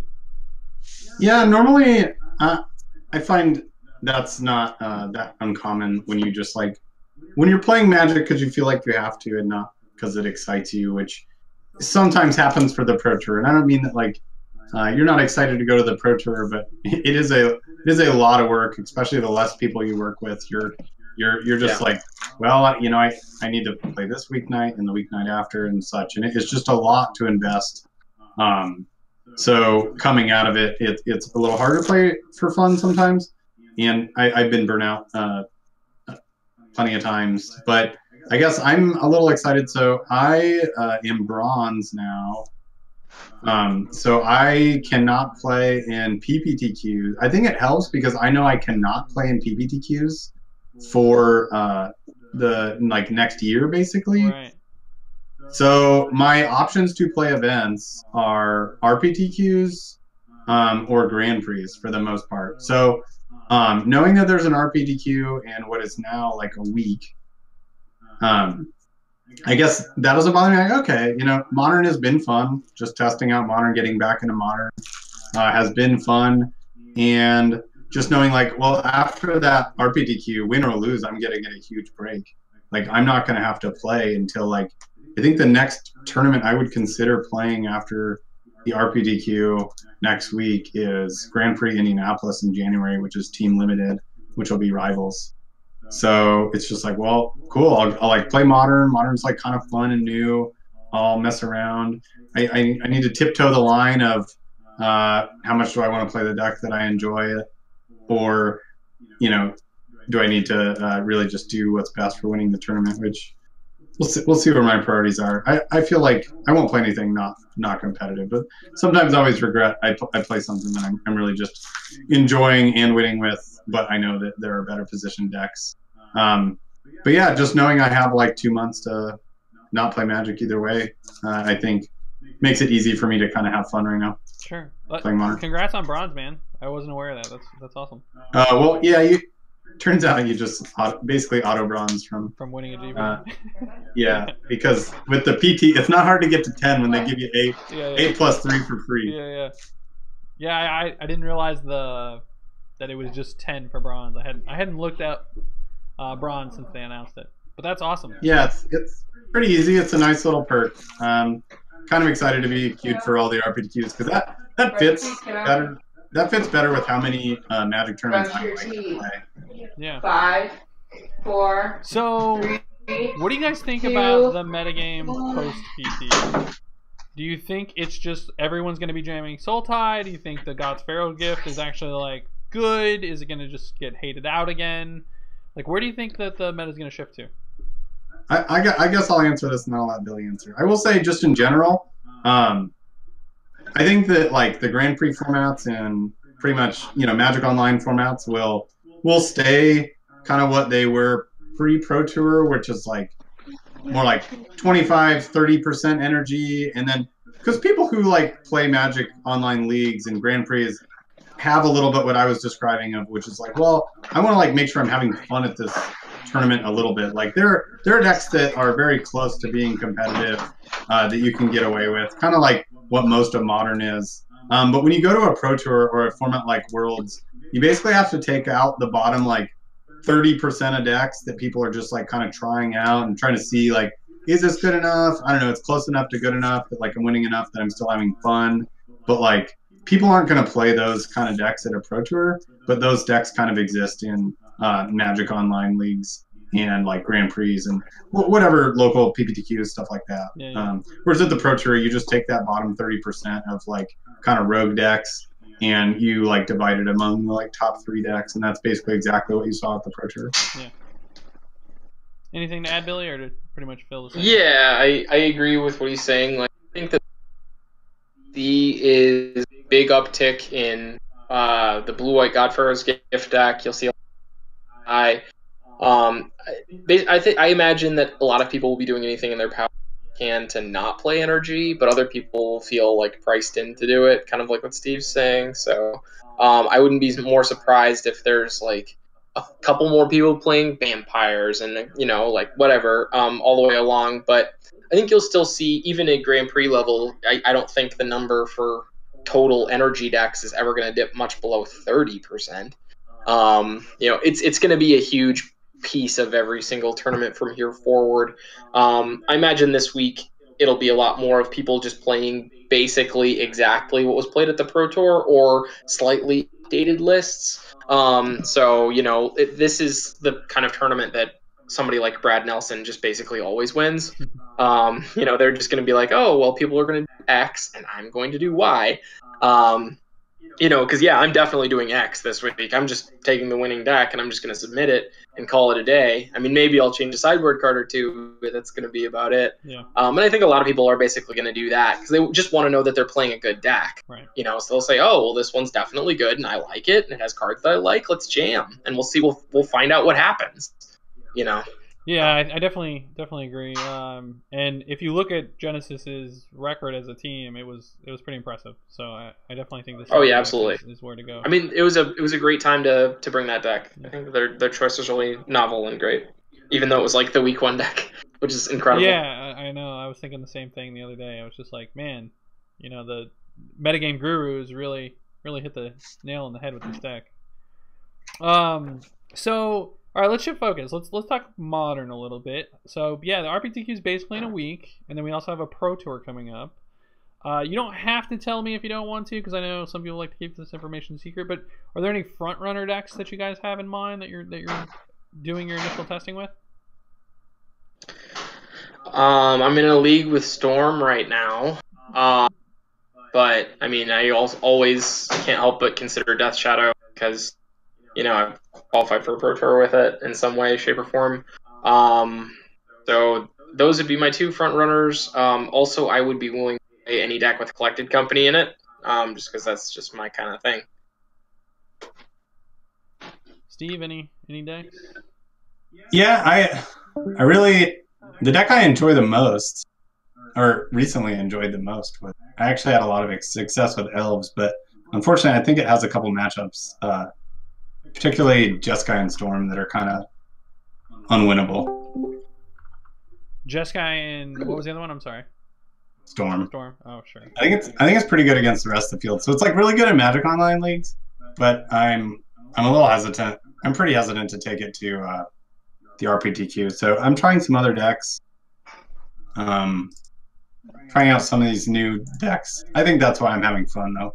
It's like I want to try some of these new decks. I'm trying out the Humans deck, messing around with some different variations. I'm kind of good at tuning decks like that too, so I have some ideas to potentially improve it. But yeah, I've actually played a lot of modern archetypes, so I'm not necessarily afraid to switch next Wednesday. So I don't necessarily need a lot of practice with the deck, so I'm okay just testing different stuff out in the meantime. Yeah, so a couple things. First, Billy, I think you need to turn your webcam back on. You dropped off. Oh, yeah. Right now we just got a green circle over your face. It like dropped me for a second. Yeah, no worries. And then, interesting story, I don't know if you know this, my first RPTQ win ever was with your zoo list, Steve. With PBTQ win or RPTQ or win? PBTQ win, yeah. PBTQ. Yeah. I also that deck was sweet. I think I have a top 8 at a regional with it as well, SCG regional. Oh, nice. We used to, Michelle, it was actually Michelle's deck at the time, and then she couldn't go, and I was like, you know what, this deck has looked so much fun, I'll just play it. And it pretty much, Twin was still around, and the deck just felt really good against Twin. So, which is what I ended up beating in the finals. Yeah, I mean, I'm kind of in the same boat. I'll be attending the RPTQ as well. I guess my front runners, there's 3 decks really. Storm, Jeskai, they call it Flash. I don't know why, but it's like, really the only Flash creatures are Queller and Snapcaster Mage, but it plays main board. Do you like Geist? Yeah. I really like Geist? That deck. It's been pretty strong for me. 5-0'd a couple leagues with it. Storm seems insane. It's got 17 lands in it, and I keep reiterating this fact, but the deck with the fewest number of lands seems to always put up huge numbers in Modern, as long as it's consistent, and definitely is consistent. And then I think if I was going to play a Death Shadow variant, I would probably play 5 color, the Clay Spinkelmeyer Death Shadow variants, just being on the Tarmogoyf Teamer Battle Rage plan seems fine, especially against these fast decks like Storm, whereas you also get some interaction. Yeah, I don't think that's a bad choice either. Yeah. That's definitely always a fallback. If I hate all these decks, I'd just probably play Death Shadow. But yeah, it's definitely powerful. Yeah, we'll see. Are you both going to Kansas City then? Yeah. Yeah, I think I am. Yep. Yeah. Cool. I'll be hitting that Indy because it's only a 3-hour drive for me. Kansas City. Isn't Chicago closer? It is, but they're basically the same. I think Chicago's 2.5, Indy's 3. Chicago has an entry fee, and I think I won my last RPTQ at Indy, or the one I qualified for Kaladesh with. So I feel like I have to go there to some degree, but I think it'll be a little bit softer as well. Sure. But so Modern PT. I didn't think we would see one again after their last announcement. Do you think? Obviously, there aren't going to be any bannings. Do you think anything's going to shake up that PT at all?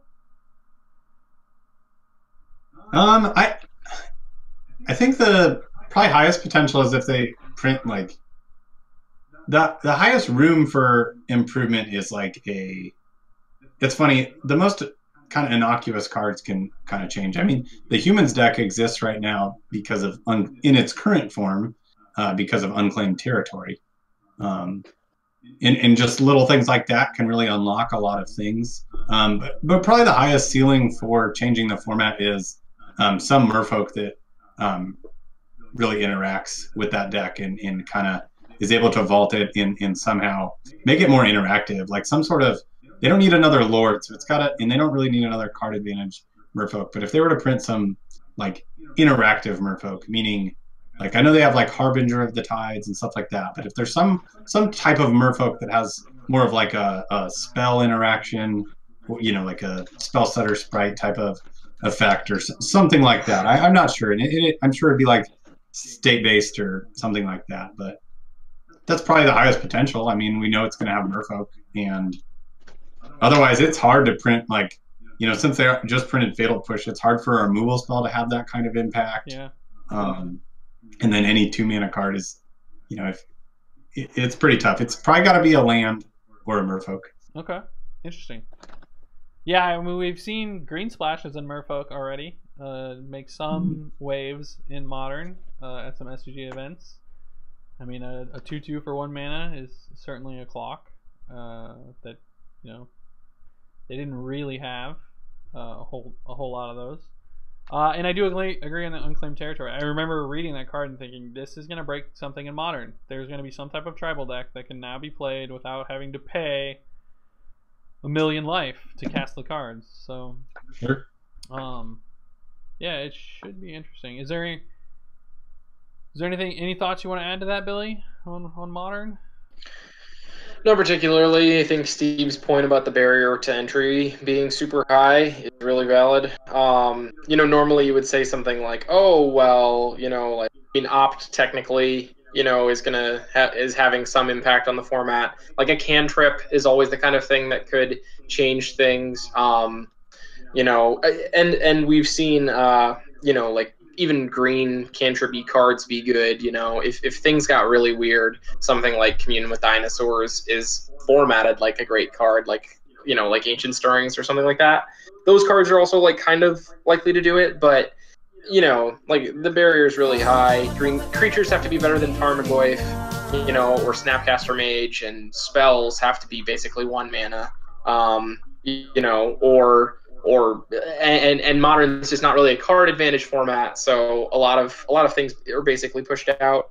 You know, with the exception of like the occasional 4 and 5 mana creature that, you know, are just game enders or create strange combos. You know, like, you know, we might see Felidar Guardian have a modest amount of impact, you know, eventually in modern and things like that. You know, game ending combo cards, but, you know, that's basically the space that we're in, I think. Yeah. Yeah, I would add that it's really hard in a 2 weeks for modern Pro Tour to have a huge impact unless it's like as impactful as like printing a bunch of Eldrazi. Because even a card of like Collected Company's power level, there's just so many shells and so many ways for that to be built. It's just too hard to like run that deck against the gauntlet. So it kind of needs to be something that can go in some form of established shell. Right. Like even like Vizier of the Remedies, which like is the type of card that can come into modern because of its impact with Devoted Druid, but like it, you know, gets incorporated into elves, or it gets incorporated into you know, the Collected Company decks themselves, you know, these established type of shells. And I actually think the modern Pro Tour makes sense again. I think when they pulled the modern Pro Tour, they did it under the belief that they were always going to have these year and a half standard formats. But when they went back to 2 years of standard, there's just a lot more potential for standard to be stagnant. So I think that even just doing a modern Pro Tour every 2 years or something like that, they don't even have to do it every year. But I would say that's the reasoning you're going to see the modern Pro Tour happen with some frequency. Oh yeah, that's a good point. I wish they would just make up their mind on a lot of this stuff, but I think they're probably going to be pretty set. There is a conspiracy that can't remember, Billy, I think you were telling me about this, and that they changed the rotation just because of Siege Rhino. They just wanted it out of the format as fast as possible. I don't think I said man, that. maybe it was at a PPTQ I was at, but there's this theory that it was basically Seed Rhino that like changed the rotation, and I'm not gonna entertain that theory, but it was Yeah, and then they changed the rotation so that we could have another 6 months of Gideon for some reason. So. Oh yeah, it was Jeremiah Nelson. That's who it was. Yes, he hated Common Block. All right, so post modern PT, we might see some unbannings. Any card that you guys are interested in seeing come back? Green Sun Zenith, I think, is the closest card that can get unbanned. Green Sun Really? Zenith? That seems interesting to me for a number of reasons. Because we already have an infinite mana combo on turn 3. So like just Green Sun Zenithing for your whole deck could be a thing, or through your whole deck. I mean, you already have Quarter Calling. Yeah. I mean, yeah, it would be good, and maybe the Devoted Druid. I had that opinion before, like the Devoted Druid thing, but like, and there's always this like, you know, the more green creatures they print, but like, I don't know, maybe just ban Dryad Arbor when you do it. I know that's not an original idea, but I'm not even sure you have to ban Dryad Arbor to do that. I think that. Because like if you didn't have Dryad Arbor though, it's just kind of this like mid-range green card, and there's plenty of mid-range green cards. So like, yeah. I think any card that like I thought that for a long time they should have unbanned Thopter Foundry, and they did. But it's just, and like Ancestral Visions, the same thing. It's just like, man, any card that promotes interaction past turn 4, like it is mostly fine. Yeah, especially the way the format is now. Yeah, that's I fair. personally think like Jace is just too annoying to play against. Yeah, there's no Not way only is that's it coming great, back. but like maybe if you haven't played against Jace, you don't. It's just like one of the worst. Like one of the least enjoyable ways to lose Magic is to just get Fate Sealed 6 turns in a row. Yeah, yeah. I know how that Good goes. good way to absolutely ruin a Modern Pro Tour is to have Jace Fate Seal people out of every single of the win and ends.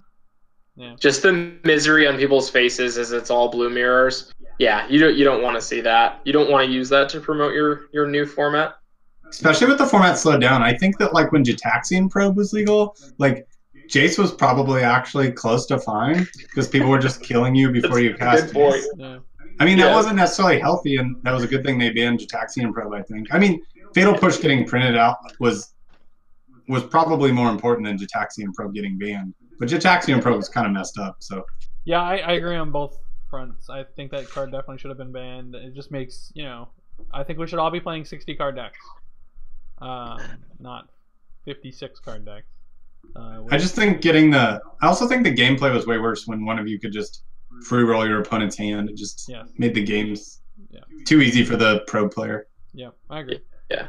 And Push has definitely made huge impacts across all formats. That card is very bonkers. Yeah, it's helped slow the format down in a good way, though. Yeah, I mean, I agree. It's the reason Infect isn't getting played, not more than Probe. That's kind of what I meant by that. Yeah.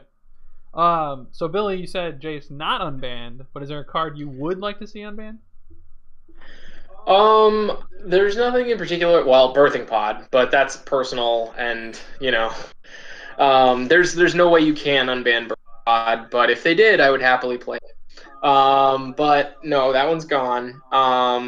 I think that they could unban Bloodbraid Elf. I don't know if it helps anything if they do, but I think that it's reasonable. They should have banned Deathbright Shaman in the first place when they banned Bloodbraid Elf, and then eventually they fixed that. I don't think Elf is too pushed. I think it would basically only help Jund, though, and I think that that's like not enough of a reason to unban a card. I don't think it makes a new archetype suddenly playable. Like, it's not like you're going to play it in Zoo, even though it would be fine, and I would be happy for anything to make Zoo better. But I just don't really see that happening. So I don't really foresee any unbans. I don't think that they're really necessary. I think if anything, they're going to ban something, and I think that they're a little ways away from doing that. But if things continue on the way that they are, I could see them, like banning Barrel. For instance, if they really wanted to like hit Storm specifically or ban, because they wouldn't ban Past in Flames. They want the deck to still exist. I don't think that they'd ban anything from basically any other deck. Even though like Simian Spirit Guide is too powerful to exist in Modern, and so is Mox Opal. Like both of those cards are absolutely unreasonable. I don't see either of them getting banned because the decks that they're in are bad. But who knows? Maybe a Modern Pro Tour, if people actually work on the format for like a month or two ahead of time, maybe somebody just breaks it, and then there's a reason to ban one of those powerful cards. Because like I just remember during Eldrazi Winter thinking like there's no reason that you should be able to have a 2-mana land, or that you should be able to have like all these cards that are making infinite mana and making the game end on turn 1 or turn 2. So no, I completely agree. So just to clarify, viewer, so they didn't say expect unbans after the Pro Tour. They just said that after the Pro Tour they would reevaluate the ban list. Yeah, and so to that end, like exactly what I was saying, maybe they'll ban something that somebody broke. Yeah, we'll see. All right, so the last topic I wanted to ask about was team trios. I assume you guys are excited about this. A lot of people kind of around me in discussing this they already kind of have their team in place, and so it's very much become like, let's get one of the 3 of us qualified. And they're like almost working as a team. Like there's plans and talk of like, seriously, like there's 2 PPTQs on the same day. Do we go to them separately in hope that one of us spikes one, or do we go them together and kind of concede to each other to get each other into top 8, or concede to whoever has the better matches? Like there's a lot of like this strategy that I've already heard people talking about with the team trio RPTQ. Have you guys thought about it at all? Do you already have a team in place? What's your thoughts on that? I guess I'll go first. Steve and I are both qualified, so that's nice. So we kind of get to figure it out and get to bring along whoever we like. That all I know is that I'm playing with Zako, and we're gonna figure it out. So some people have talked to us, we've talked to some people, just kind of been like, hey, and that it's still a pretty open thing. I just want to win that RPTQ. I think that'd be a really fun one to do. But I think that it'll be really exciting for everybody who gets qualified and for everybody who's at that RPTQ. I think that that's going to be a really fun event. It's going to be big. There's going to be a lot of people, and it's going to be fun. A lot of people who are excited, and that I'm really looking forward to. I think that's going to be one of the more fun events of the year. Even if I don't end up going to the Pro Tour, I think that RPTQ is going to be a ball.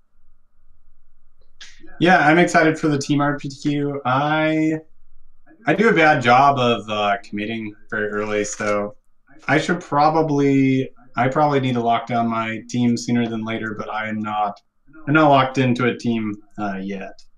I mean, it sounds like there's a 2-man team that's looking for a third.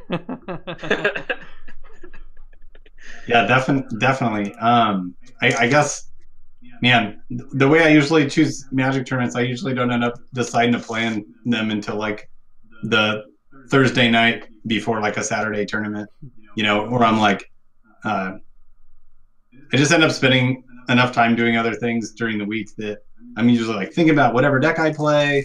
But I think that kind of translates over to like, choosing a team for Team Modern. So I'm definitely excited about it, and I'm sure whatever team I play on, we'll all be excited about it. And I don't know. I just think it's a great opportunity to play with your friends. Have either of you had any experience playing in the team constructed format that the SCG did? So, like standard Modern Legacy players, one of each? Hello, whoever it is. That's awesome. Hey, bud, not right now, okay?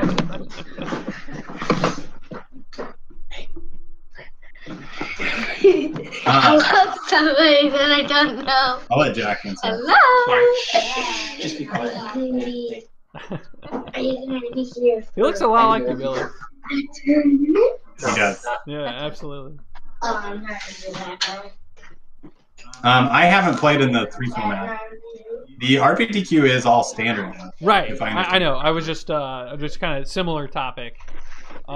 Because I've played in 2 now, and they are a blast. Like, I didn't particularly perform super well in either of them, but I just loved how much it takes variance out of Magic to some degree. Yeah.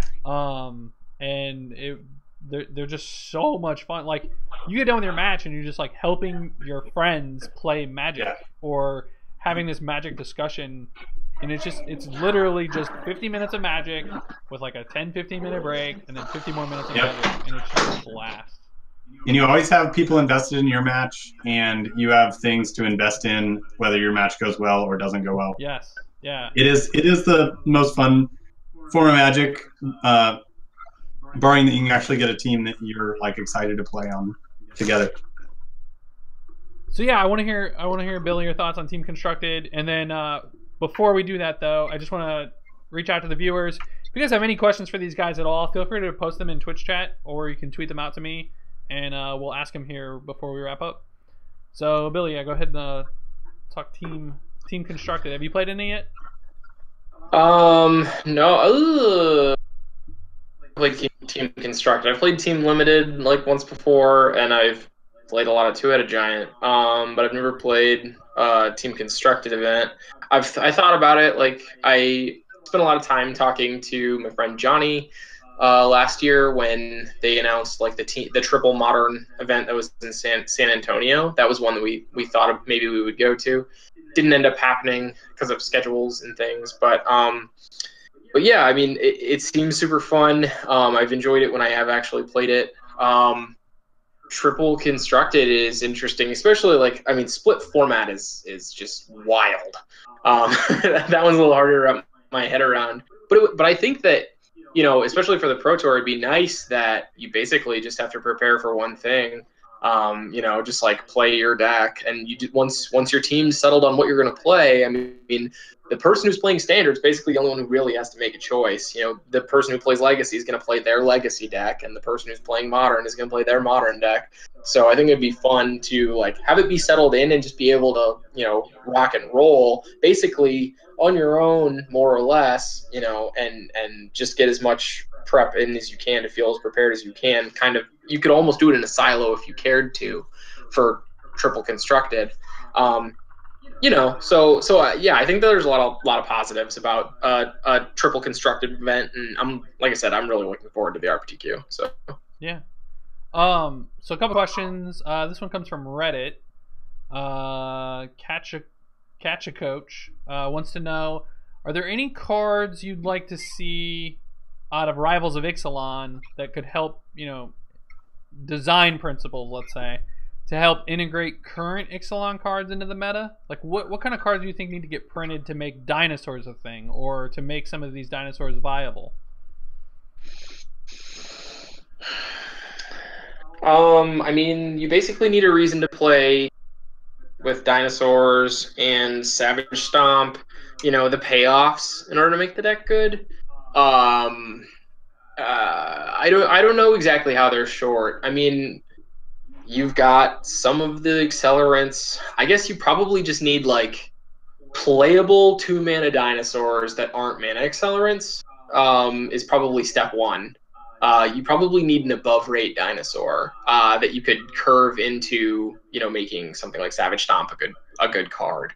And similarly, like, you know, Merfolk needs more cheap creatures if that's ever going to be a deck, and it needs an actual payoff. Like, there's no payoff for Merfolk, and similarly, there's no reason to even consider playing Pirates. I mean, there's just the 2-mana guy who makes tokens. You need more than just these chintzy, flimsy little cards that can't compare to a Rogue Refiner or a Whirler Virtuoso, you know? So it's, yeah, just the cheap, above rate creatures that are in the tribe, I think, are what they need. You know? And Silver Gill Adept is going to go some amount of ways for Merfolk, but they still need actual payoffs. So they need a lot. But, for dinos, it's less payoffs and more just the nuts and bolts magic card, because Ripjaw Raptor, clearly we've seen is not up to rate. It is just not really a card that you can cast in a world where Bristling Hydra exists. It's just so far below rate. You need more of the nuts and bolts kind of magic cards for them. Yeah, I would say dinosaurs need some cards that somehow exploit. I guess not Sultai, but like a great. Somehow you need above rate 2 and 3 mana like dinosaurs that like trade profitably with Harness Lightning, so like they have some sweet enrage ability. And they're above rate, so they kind of have to Harness Lightning them. It would have to be decently above rate, but you don't really. You want things that can like pressure and match up well with some teamers like early cards. The struggle is that just your removal isn't what's going to beat teamer. Like better removal isn't going to necessarily help them because they'll just stockpile energy, and then eventually their creatures will just be too much better once you run out of removal is one of the problems. But just like some really above rate cards, like Merfolk would have to have some, like I think both pretty good evasion and I guess things like Kapala that help play against removal, stuff like that. Sure. Yeah, that's fair. Yeah, I mean, I think you pretty much hit the nail on the head with my problem with what energy is that you have semi-efficient bodies on most of the creatures that stockpile this energy reserve that you can just then turn into a bunch of advantage later on in the game. So you just get a huge reward for playing a 3/2 for 3. 6 turns later when you draw that Whirler Virtuoso and make a crap ton of Thopters. That's definitely been my biggest problem with Teamer as a whole, is you can answer everything on board, but then the top deck just is their energy payoff, and then they just take over the game. All right, so the next question we have is, when it comes to competitive Magic, what is the format you think you are the worst at, and does that ever deter you from your Pro Tour aspirations? So this was for everyone. So what you guys are thinking, I guess I'll Sure. chime in. I think by far Limited is my worst format, like by far. If you actually look at my stats, Modern is my best. I have an extremely high win rate. It's almost close to 70% in Modern. I excel when a metagame is known, and I feel like my strengths are definitely in mirrors.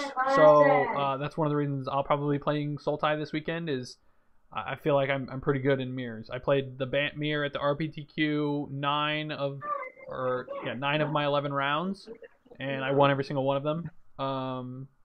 And so I guess in terms of my worst, though, it's Limited. And does it deter me from my aspirations?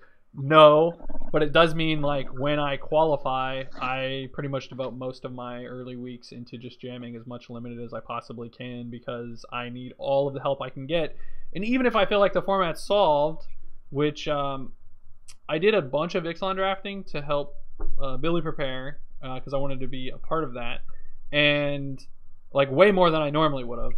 And even knowing everything I know and feeling comfortable with how drafts played out, like I would still 2-1 most of my drafts. And I think the problem that I have personally is when you play Constructed, your deck is very consistent. So it's like I can use this removal spell because I have 3 more of them in my deck, or I have 6 more of them in my deck, depending on what you're playing, right? But I use my resources in Limited a little too lackadaisical.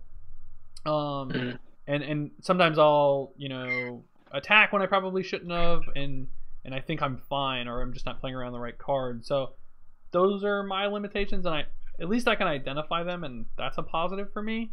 But it's definitely Limited for me. Sure. I would answer that somewhat similarly. I like Constructed. I like both Modern, and I mean, I don't play Standard all that much, but I've had success, and like I guess I pick my spots in Standard. I mostly play Standard when I am comfortable. Like if I don't feel like I have an edge, like when it's PPTQ season, if it's, I don't know, I don't have a great feel for the metagame. I just don't play. I'd rather just go do something else. Somewhat how I pick my spots, because I mostly know I don't want to play every single weekend, so that's kind of how I decide which weekends to play. I would say I don't. I actually feel like I'm in a good spot playing games unlimited. That's not my weak spot, but I feel that just like getting the best limited deck I can and actually trying to get my deck correct is, I think, the hardest thing for me to do. In limited more so than constructed, but I also find constructed deck choices and card choices the most difficult.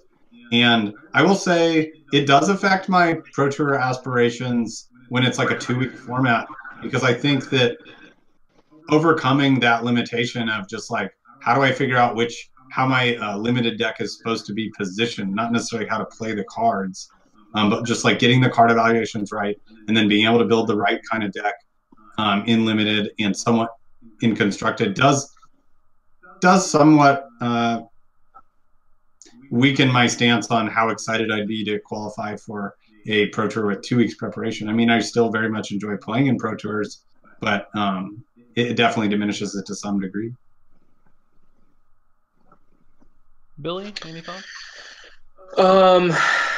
I up until like I don't know, Grand Prix Orlando of last year, like I probably would have said that I would have felt like limited was my weakest, but basically what happened for me was like once upon a time I only played limited, and then I basically only played constructed for a couple of years, and then I won an RPT or a PPTQ at the beginning of the season, and so I knew that in 4 months or something I needed to play in sealed RPTQ to try to qualify for Japan, and I really wanted to qualify to go to Japan. That was, one of my Magic dreams was to go to Japan. So I spent the next 4 months only playing limited, which was really hard to do. It's really hard to stay afloat on Magic Online if you're only playing sealed and draft. Yeah. So it was not a good time for my Moto Millions. But I played a lot. And I got really familiar with that sealed and draft format, and I ended up having a pretty good tournament. I started 6-3 with what I thought was like a okay to mediocre sealed pool, and then I went 5-1 in draft, and I was pretty happy with that. And I've steadily improved my draft record at PTs now. I went 1-2 in both of my drafts at my first PT. I went 1-2 and 2-1 in flip the order at my second PT, and then this one I went 3-0 in draft. And I do feel like I've steadily improved in that part of my game. So at this point, I guess the format that I'm kind of I have a little bit of like trepidation about would be standard, because it's the format that changes the most and that you kind of have to stay on top of. And personally, I know Steve's different because Steve is like so much better than me. He can visualize how things will work. He can think about how he wants to position himself in a matchup and not play a ton of games. And I'm not that way. I have to play a ton of games just so that I feel like I know what to expect, so that I can kind of trust. I can build up a sense of instincts. I can say, oh, well, at this point in the game, usually I can expect that their average hand has this in it, or they have these cards after sideboard. This is how they reposition. I want to counter that by doing X. I start to build those things by playing a ton of games, and it takes the longest to get up to speed on standard as opposed to modern, which, a few decks will come and leave from the format. But, I mean, I could pick up Death Shadow again this week and still know how to pilot the thing and know what cards are going to matter in their deck, because I've played against every single deck in Modern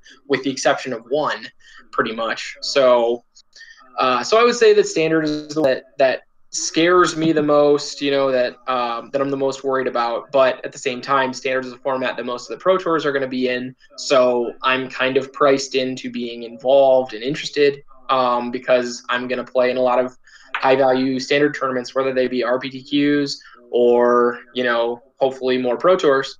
So that's just part and parcel. So I am going to suck it up and continue to prepare in any formats that are relevant for me. Awesome. All right, and then our last question of the night is talking about Team Constructed again. Which of the 3 formats, Standard, Modern, Legacy, would you prefer to play? Well, it won't be Legacy, Same. unfortunately. I think I'd be very good at Legacy. I just know that there's no way I'm going to play enough Legacy for me to be as good as I would want to be to register that in those tournaments. Now, if it was just a local tournament and somebody had a Legacy deck for me, I think I could handle it. I think I'd have fun with that. But I am most likely to play Modern if I were on a team of, I don't know, 2 people. I would say that Modern is the one I'd probably be strongest at. What about you, Billy? I think I might be happiest chance that on any team I end up on, I'm going to end up playing Standard, though, because regardless, I will do the amount of work necessary to feel like I'm prepared for a given format.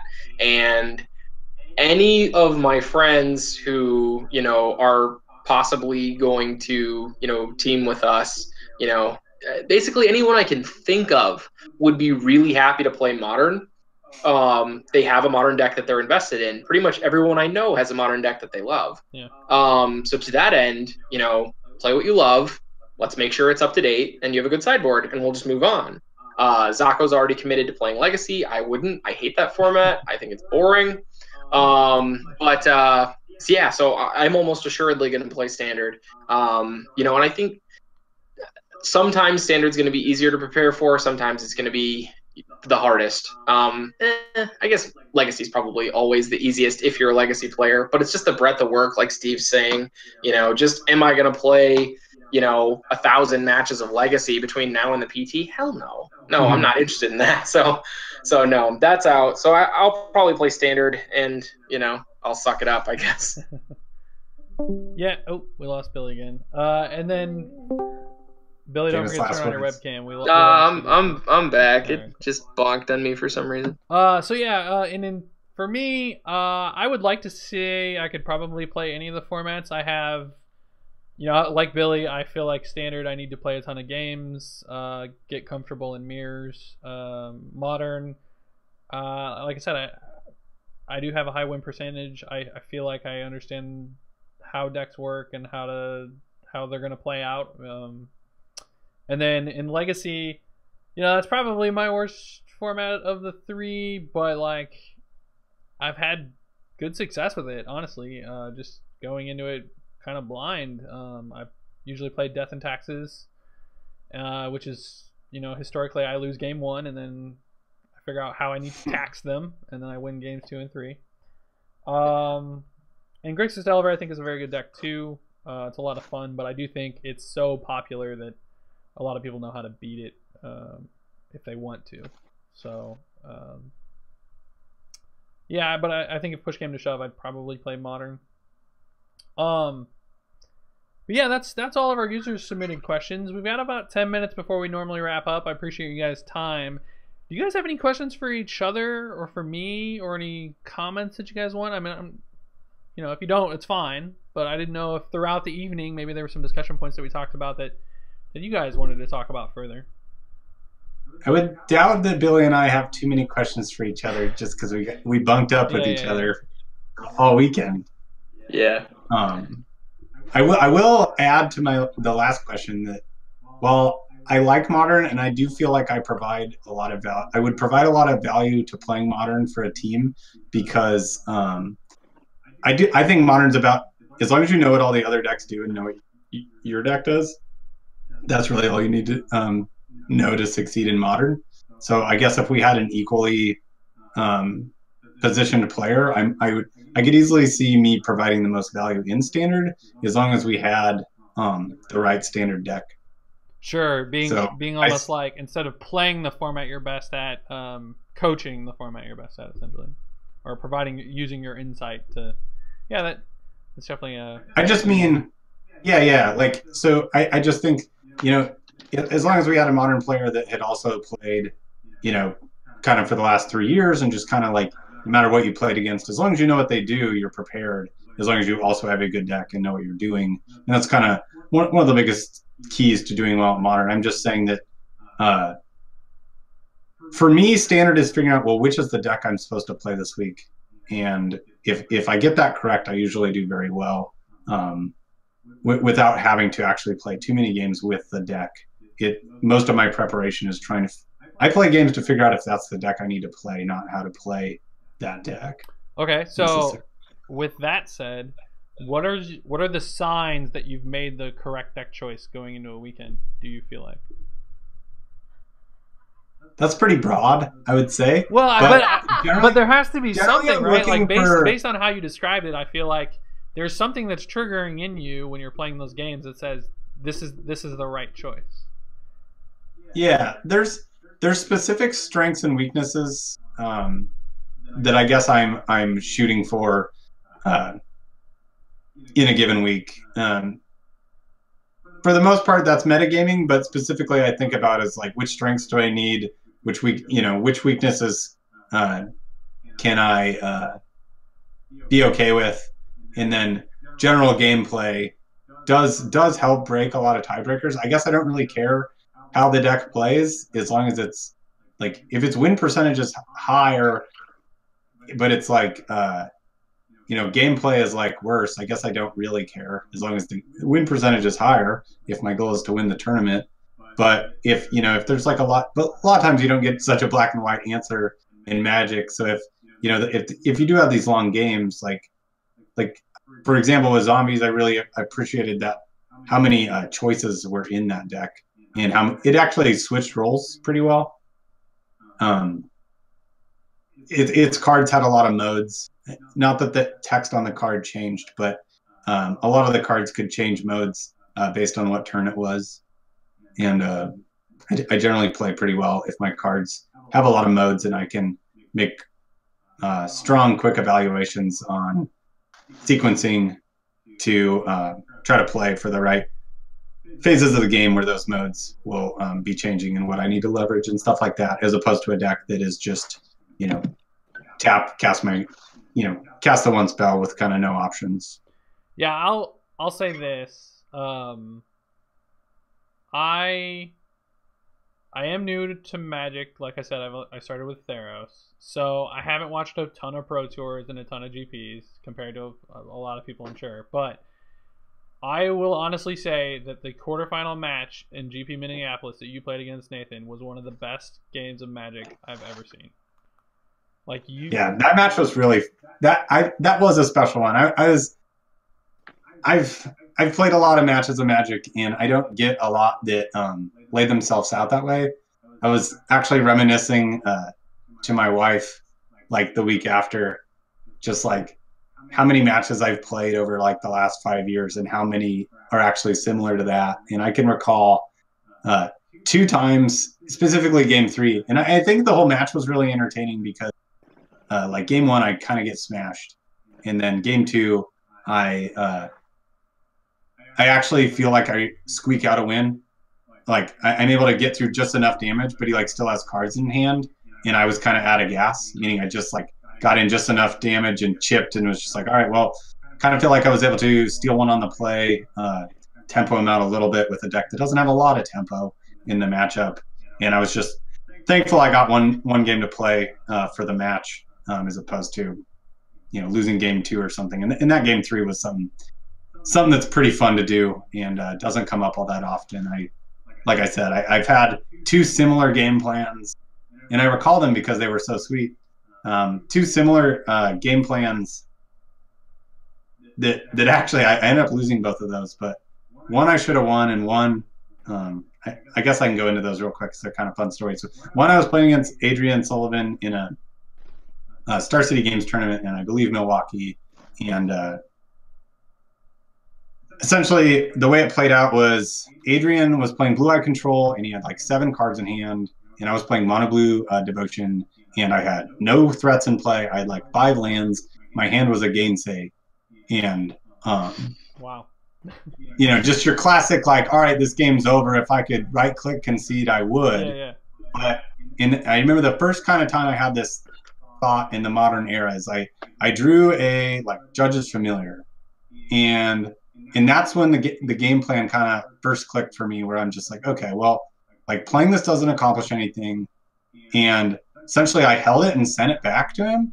That my game plan eventually was just to like stick him with all answers and just never cast the threat. And it started working because Adrian started discarding to hand size, and eventually I got up to 7 spells in hand. And then I started like firing off my spells, and I actually messed it up. It was pretty interesting. It got down to like I won a counter. It's like I decided to win a counterspell war again for it to resolve a Thassa. It was like the last thing I cast, and I used a Gainsay to do it, and that won, and it like cleared Adrian's entire hand. And I was like really impressed with myself to go from a spot where I had just a Gainsay, and then like Adrian like discarded 3 or 4 cards because he just can't hold enough answers. So I tried to leverage that against him, and ultimately though I Gainsayed his counterspell on my Thassa because I thought it was good enough board position for me to clear both our hands. But then he drew Sphinx's Revelation like 2 turns later, and then just won the game on the spot.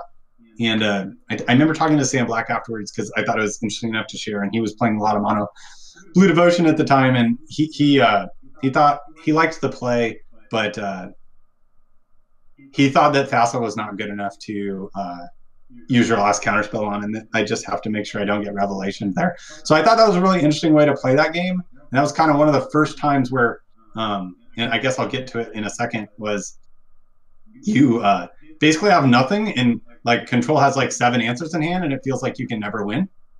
And that was like my game plan to try to win that game. And I think had I actually played a little bit better, I actually just would have won from that spot. And that was like pretty fun for me.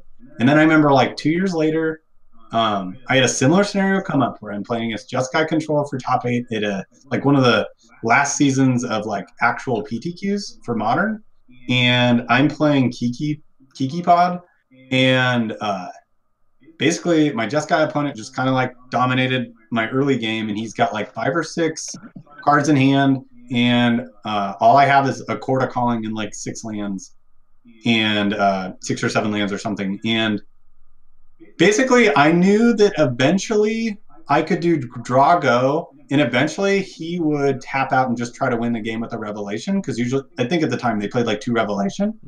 And I thought he would just try to filter for the best hand. So my game plan in that game was actually just like, sweet, I am actually just going to draw cards and play lands until he draws Revelation or feels like his hand is good enough or his spot's good enough to just cast Revelation, and he won't even like think about the fact that I can chord for Glen Alendra in response and counter his Revelation.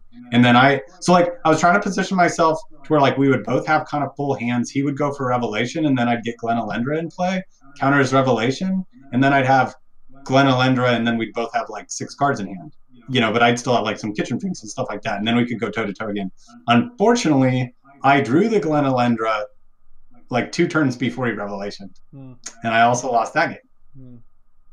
But I had, you know, it's like basically like that was like 3 years ago, and I would say those are like the only 2 games I played similarly, where like I drew like a couple. I had like a Never to Return, and like I don't know, like I basically had like I played Transgress, and my hand was like 4 lands, another return, Never to Return, and like a card that I can't remember what it was, but like it felt like a non-threat. It felt like my hand was very weak to like lots of removal. And Nathan is stuck on 3 lands, and he has like, it's just like Planeswalker, Goblin Dark Dwellers, 5 removal spells. Like that's what I transgressed, and it was just like a similar spot.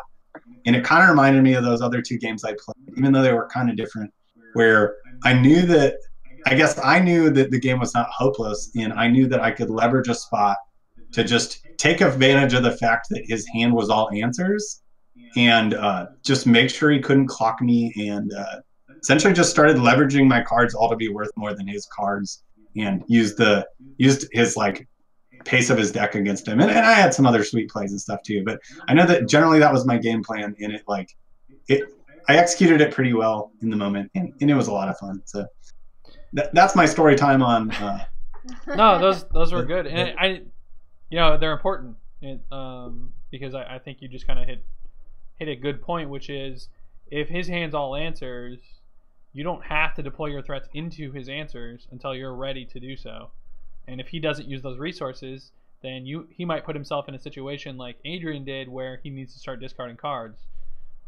Yeah. So yeah, and I think a lot of people make that mistake when they're playing Control. They're like, oh, I drew a threat, and I'm probably gonna lose this game, so I should just cast my threat, instead of like, their hand's probably all answers. Wait until you maybe draw a duress or something in Standard right now.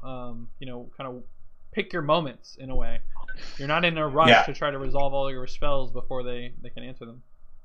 So in that game, I just like had this spot where I held Relentless Dead or like Crypt Breaker for like a very long time until I was ready to get the kind of leverage I needed out of them to actually pull ahead in that game and really tax his resources. So it was pretty fun. I'm really glad that worked out, and that was one of my cooler matches, definitely. Yeah, I mean, that matchup looked terrible on paper. Oh yeah, yeah, for sure. Like I remember playing game 1. I'm like, man.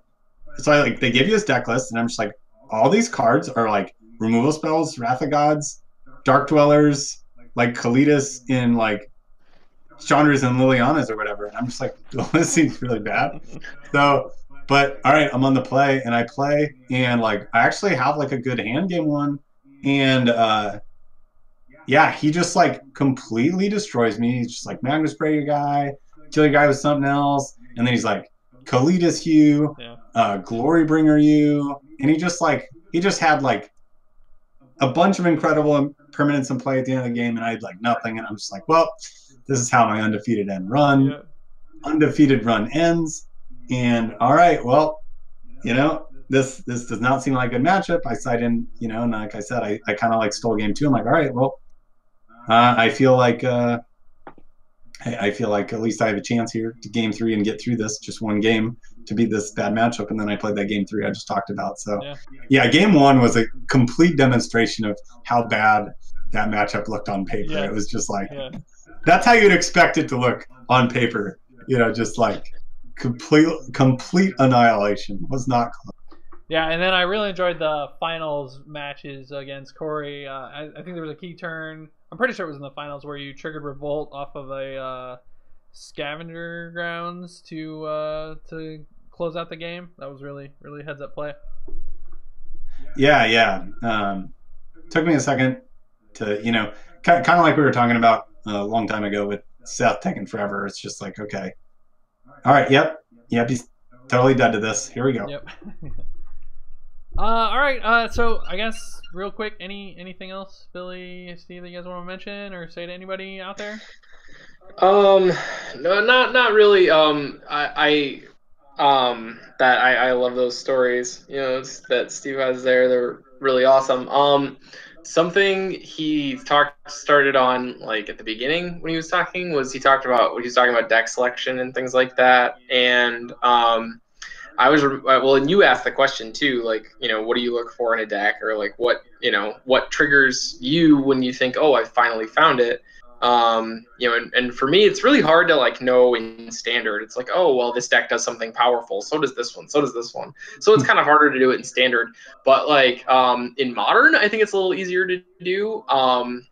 If you have, like an interest in playing a certain type of deck, I think you like would start by finding the kind of deck that you like to play. Like I like to play beatdown decks that can disrupt you. So, like I've had a lot of success with Death Shadow, but I've also had success with like Bant decks throughout time, or, I would have loved to play fairies, but, I didn't have all the cards. So I played black-white tokens once upon a time, and those kind of decks just kind of fit me. And I think you start somewhere like that and you look for something that has, especially if your deck has draws that are just unbelievably powerful. If like in Modern, if you can have a hee-haw draw where basically no matter what you do, you win the game, I think that it's especially good to pick a Modern deck like that, because there's a lot of stuff on the fringe of the format, decks that nobody should ever reasonably bring to the tournament, but they can't help themselves. They love their deck, and so they bring it to a modern tournament,